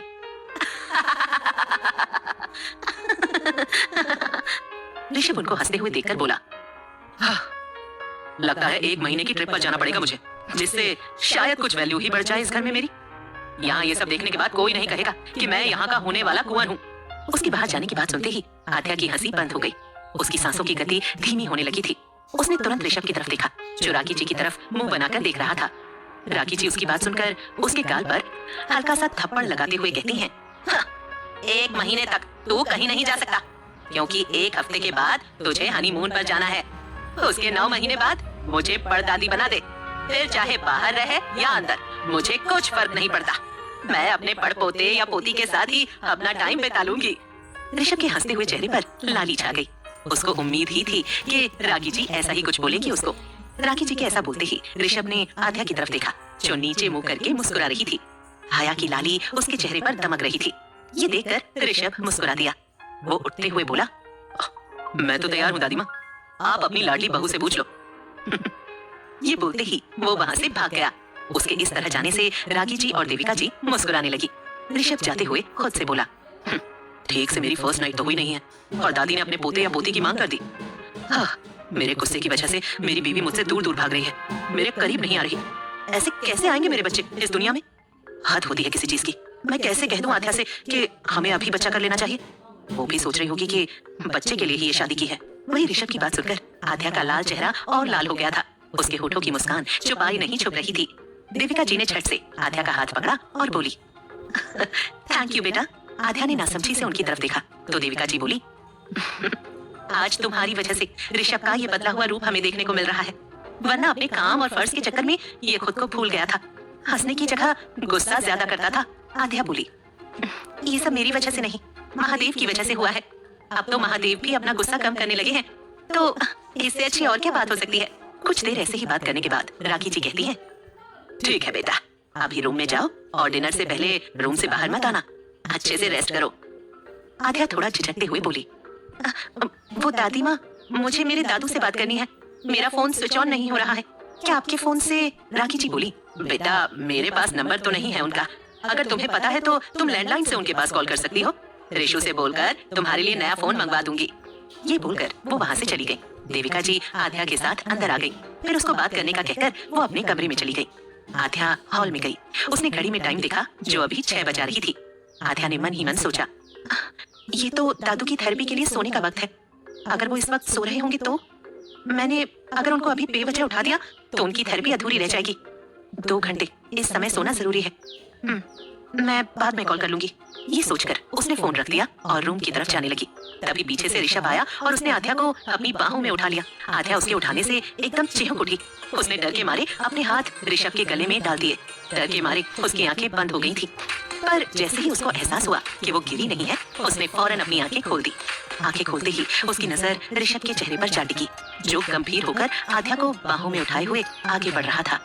आगे क्या होगा जानने के लिए सुनिए एक अनोखी प्रेम कहानी। डर के मारे आध्या ने अपनी आंखें बंद कर ली थी, पर जैसे ही उसको एहसास हुआ कि वो गिरी नहीं है, उसने फौरन अपनी आंखें खोल दी। आंखें खोलते ही उसकी नजर ऋषभ के चेहरे पर जा टिकी, जो गंभीर होकर आध्या को बाहों में उठाए हुए आगे बढ़ रहा था। आध्या लगातार ऋषभ के चेहरे को देख रही थी। ऋषभ भी आध्या के इस तरह देखने से उसकी नजरों की तपिश अपने चेहरे पर महसूस कर रहा था। फिर भी उसने आध्या की तरफ नहीं देखा। आध्या के दिल में ऋषभ के लिए गुदगुदाने वाले एहसास पैदा हो रहे थे। ऋषभ का चेहरा उसके बिल्कुल करीब था, कोई भी उसकी तरफ अट्रैक्ट हो सकता था, और वाकई ऐसा था भी। ऋषभ का रंग बिल्कुल गोरा था, उसके गुलाबी पतले होंठ और भी अट्रैक्टिव थे। उसकी आंखें और उन पर गहरी पलकों की छाया, उनसे उसकी आंखें और भी खूबसूरत लग रही थी। आध्या को अपनी किस्मत पर रश्क हुआ। कैसे उसको इतना स्मार्ट और अच्छा हमसफर मिल गया था, जिसकी उसने उम्मीद भी नहीं की थी। बेशक ऋषभ में किसी प्रकार की कोई खामी थी, पर आध्या को एक बार बुरा लगा कि ऋषभ की माफी मांगने पर उसने उसको माफ किया। बस दिल के किसी कोने में नाराजगी भरी हुई थी। उसका दिल चाह रहा था कि ऋषभ उसको प्यार से मनाए। आखिर वो उससे प्यार करती थी और ज्यादा देर तक नाराज भी नहीं रह सकती थी। वो तब तक ऋषभ को देखती रही जब तक ऋषभ ने ये नहीं कहा, अगर देखना बंद हो गया हो तो गेट खोल दो, क्योंकि मैंने तो तुम्हें गोद में लिया हुआ है ना। आध्या उसकी आवाज से होश में आती है और उसे कहती है, नीचे उतारो कुंवर जी, तभी तो खोलूंगी ना। ऋषभ बोला, बेबी दोनों मेरे हाथ बंधे हुए हैं, ना कि तुम्हारे। आध्या उसको बोली, आपके हाथ कहाँ बंधे हुए हैं? आपने तो बस मुझे उठाया हुआ है। ऋषभ बोला, आपको उठाया हुआ है तभी तो बंधे हुए हैं। आप जल्दी से गेट खोलो, मेरे हाथ और कमर दर्द करने लग गए हैं। दिखती तो इतनी भारी नहीं हो, पर सच में बहुत भारी हो। ये सुनकर आध्या हैरानी से ऋषभ को देखती है, जैसे कह रही हो, क्या ये बात सच है? कुछ देर ऋषभ को देखने के बाद वो नाराजगी से ऋषभ से मुंह फेर लेती है और अपना हाथ बढ़ाकर गेट का लॉक खोल देती है। ऋषभ उसकी झूठ मूठ की नाराजगी से मुस्कुरा पड़ता है। वो आध्या को गोद में लिए अंदर आता है तो आध्या कहती है, अब आप मुझे उतार सकते हैं, आपको मेरा बोझ उठाने की जरूरत नहीं है। ऋषभ आध्या को अपनी गोद में ही लिए वहीं लगे सोफे पर बैठ जाता है तो आध्या उससे कहती है, क्या अब आपकी कमर और हाथ नहीं दुख रहे? ऋषभ कहता है, तुम इतनी भी भारी नहीं हो जिससे मेरे हाथ और कमर में दर्द हो। तुम तो मेरे डंबल से भी हल्की हो। कुछ खाया करो जिससे तुम थोड़ी मेरी कसरत करवा सको। ये सुनकर आध्या अपना मुंह बना लेती है और कहती है, अच्छा, ताकि सब मुझे मोटी मोटी बोल सके। मैं जैसी हूँ ठीक हूँ, अगर आपको कोई दिक्कत है तो उस दिक्कत को रहने दो, क्योंकि उसका कोई सोल्यूशन नहीं है मेरे पास। ऋषभ हैरानी से उसको देखता है। वो कहता है, हाँ, तुम इतना बोलती हो, लगता नहीं है। पहले तो कभी इतना नहीं बोली तुम। मुझे तो तुम एक शांत स्वभाव की लड़की लगी थी, सबसे जुदा। पर अब शायद पत्नी वाले गुण आ ही गए हैं तुम्हें। आध्या बोली, लगा तो मुझे भी नहीं था कुंवर जी कि आप इतना गुस्सा करते हैं और बेवजह डांट भी देते हैं। ये बोलते हुए उसकी आंखें नम हो गई। वो ऋषभ की बाहों से उठने की कोशिश करने लगी, पर ऋषभ ने आध्या को उठने नहीं दिया। उसने अपनी पकड़ उस पर और मजबूत कर दी। आध्या उसकी पकड़ से छूटने के लिए छटपटाने लगी, पर ऋषभ ने अपनी पकड़ ढीली नहीं की। जब काफी देर तक आध्या ने छटपटाना बंद नहीं किया तो ऋषभ बोला, बीवी, ये मछली के जैसे छटपटाना बंद नहीं किया तो मैं तुम्हें किस कर लूंगा। ये सुनकर आध्या की आंखें बड़ी हो गईं। उसने अपनी हरकत करना बंद कर दिया। ऋषभ उससे बोला, आई एम सॉरी बेबी, मैंने बेवजह डांट दिया तुम्हें, पर मुझे गुस्सा आ गया था। मुझसे मेरा गुस्सा हैंडल नहीं होता। सिर्फ आपको देखकर मेरे दिल को सुकून मिलता है, पर आपको डांटकर मैंने मेरा ही सुकून भंग कर लिया। तुम्हें तो ये भी नहीं पता था कि इस घर के रूल्स क्या हैं, और अगर आप वहां आ भी गई तो कोई फर्क नहीं पड़ना चाहिए था, क्योंकि अब इस घर पर और खुद ऋषभ मल्होत्रा पर भी तुम्हारा हक है, जो तुमसे कोई नहीं छीन सकता। ये बोलकर उसने आध्या के सामने हाथ जोड़ दिए। ये देखकर आध्या ने उसके दोनों हाथों को कसकर पकड़ लिया और बोली, मुझे खुद ध्यान रखना चाहिए था कुंवर जी। आपकी मीटिंग चल रही है, ऐसे ही रूम में नहीं आना चाहिए था। पर मेरे सामने आप ऐसे हाथ मत जोड़ो, क्योंकि मैं आपकी शान में कोई गुस्ताखी नहीं करना चाहती। आपकी जो इज्जत यहाँ है वो ये बिल्कुल नहीं कहती कि आप मेरे सामने हाथ जोड़ें। मैं नहीं चाहती मेरे कुंवर जी किसी के सामने हाथ जोड़े। ये जानते हुए भी कि गलती मेरी है, मुझे समझना चाहिए था। ये बोलकर आध्या ने बारी बारी से ऋषभ के हाथों को चूम लिया। उसकी आंखें नम हो गई थी ऋषभ की हरकत देखकर। ऋषभ ने आध्या को अपने सीने से लगा लिया और बोला, आई एम सॉरी जान, आपकी कोई गलती नहीं है, सारी गलती मेरी ही है। मैंने आपको पहले नहीं बताया, और आपको यहाँ आए दिन ही कितने हुए हैं, तभी अकेले छोड़ दिया मैंने आपको, जबकि आपके साथ मुझे टाइम स्पेंड करना चाहिए था। आध्या बोली, कोई बात नहीं कुंवर जी, काम करना भी तो जरूरी था। पहले बनारस आए आप, फिर शादी के बाद भी घर में ही रह रहे हैं, तो काम तो बढ़ ही जाता है। मुझे उससे कोई शिकायत नहीं है। पर कुंवर जी, गुस्से में भी मुझे खुद से दूर मत करना। मैं आपके बिना नहीं रह सकती। अकेले रह रहकर अब थक गई हूँ। मुझे बस आपकी पनाहों में रहना है, हमेशा। ये बोलकर वो ऋषभ की बाहों में छुपने लगती है। ऋषभ भी उसको अपनी बाहों में कस लेता है। कुछ देर बाद ऋषभ कहता है, बेबी, आपने एंटीसेप्टिक लगा ली थी, आप कैसे हैं आपके घाव? आध्या बोली, हाँ कुंवर जी, मैंने सुबह ही लगा ली थी और अब आराम है। आपकी बाहों में बिल्कुल भी किसी दर्द का एहसास नहीं हो रहा। ये सुनकर ऋषभ का चेहरा मुस्कुरा उठता है। आगे क्या होगा जानने के लिए सुनिए एक अनोखी प्रेम कहानी।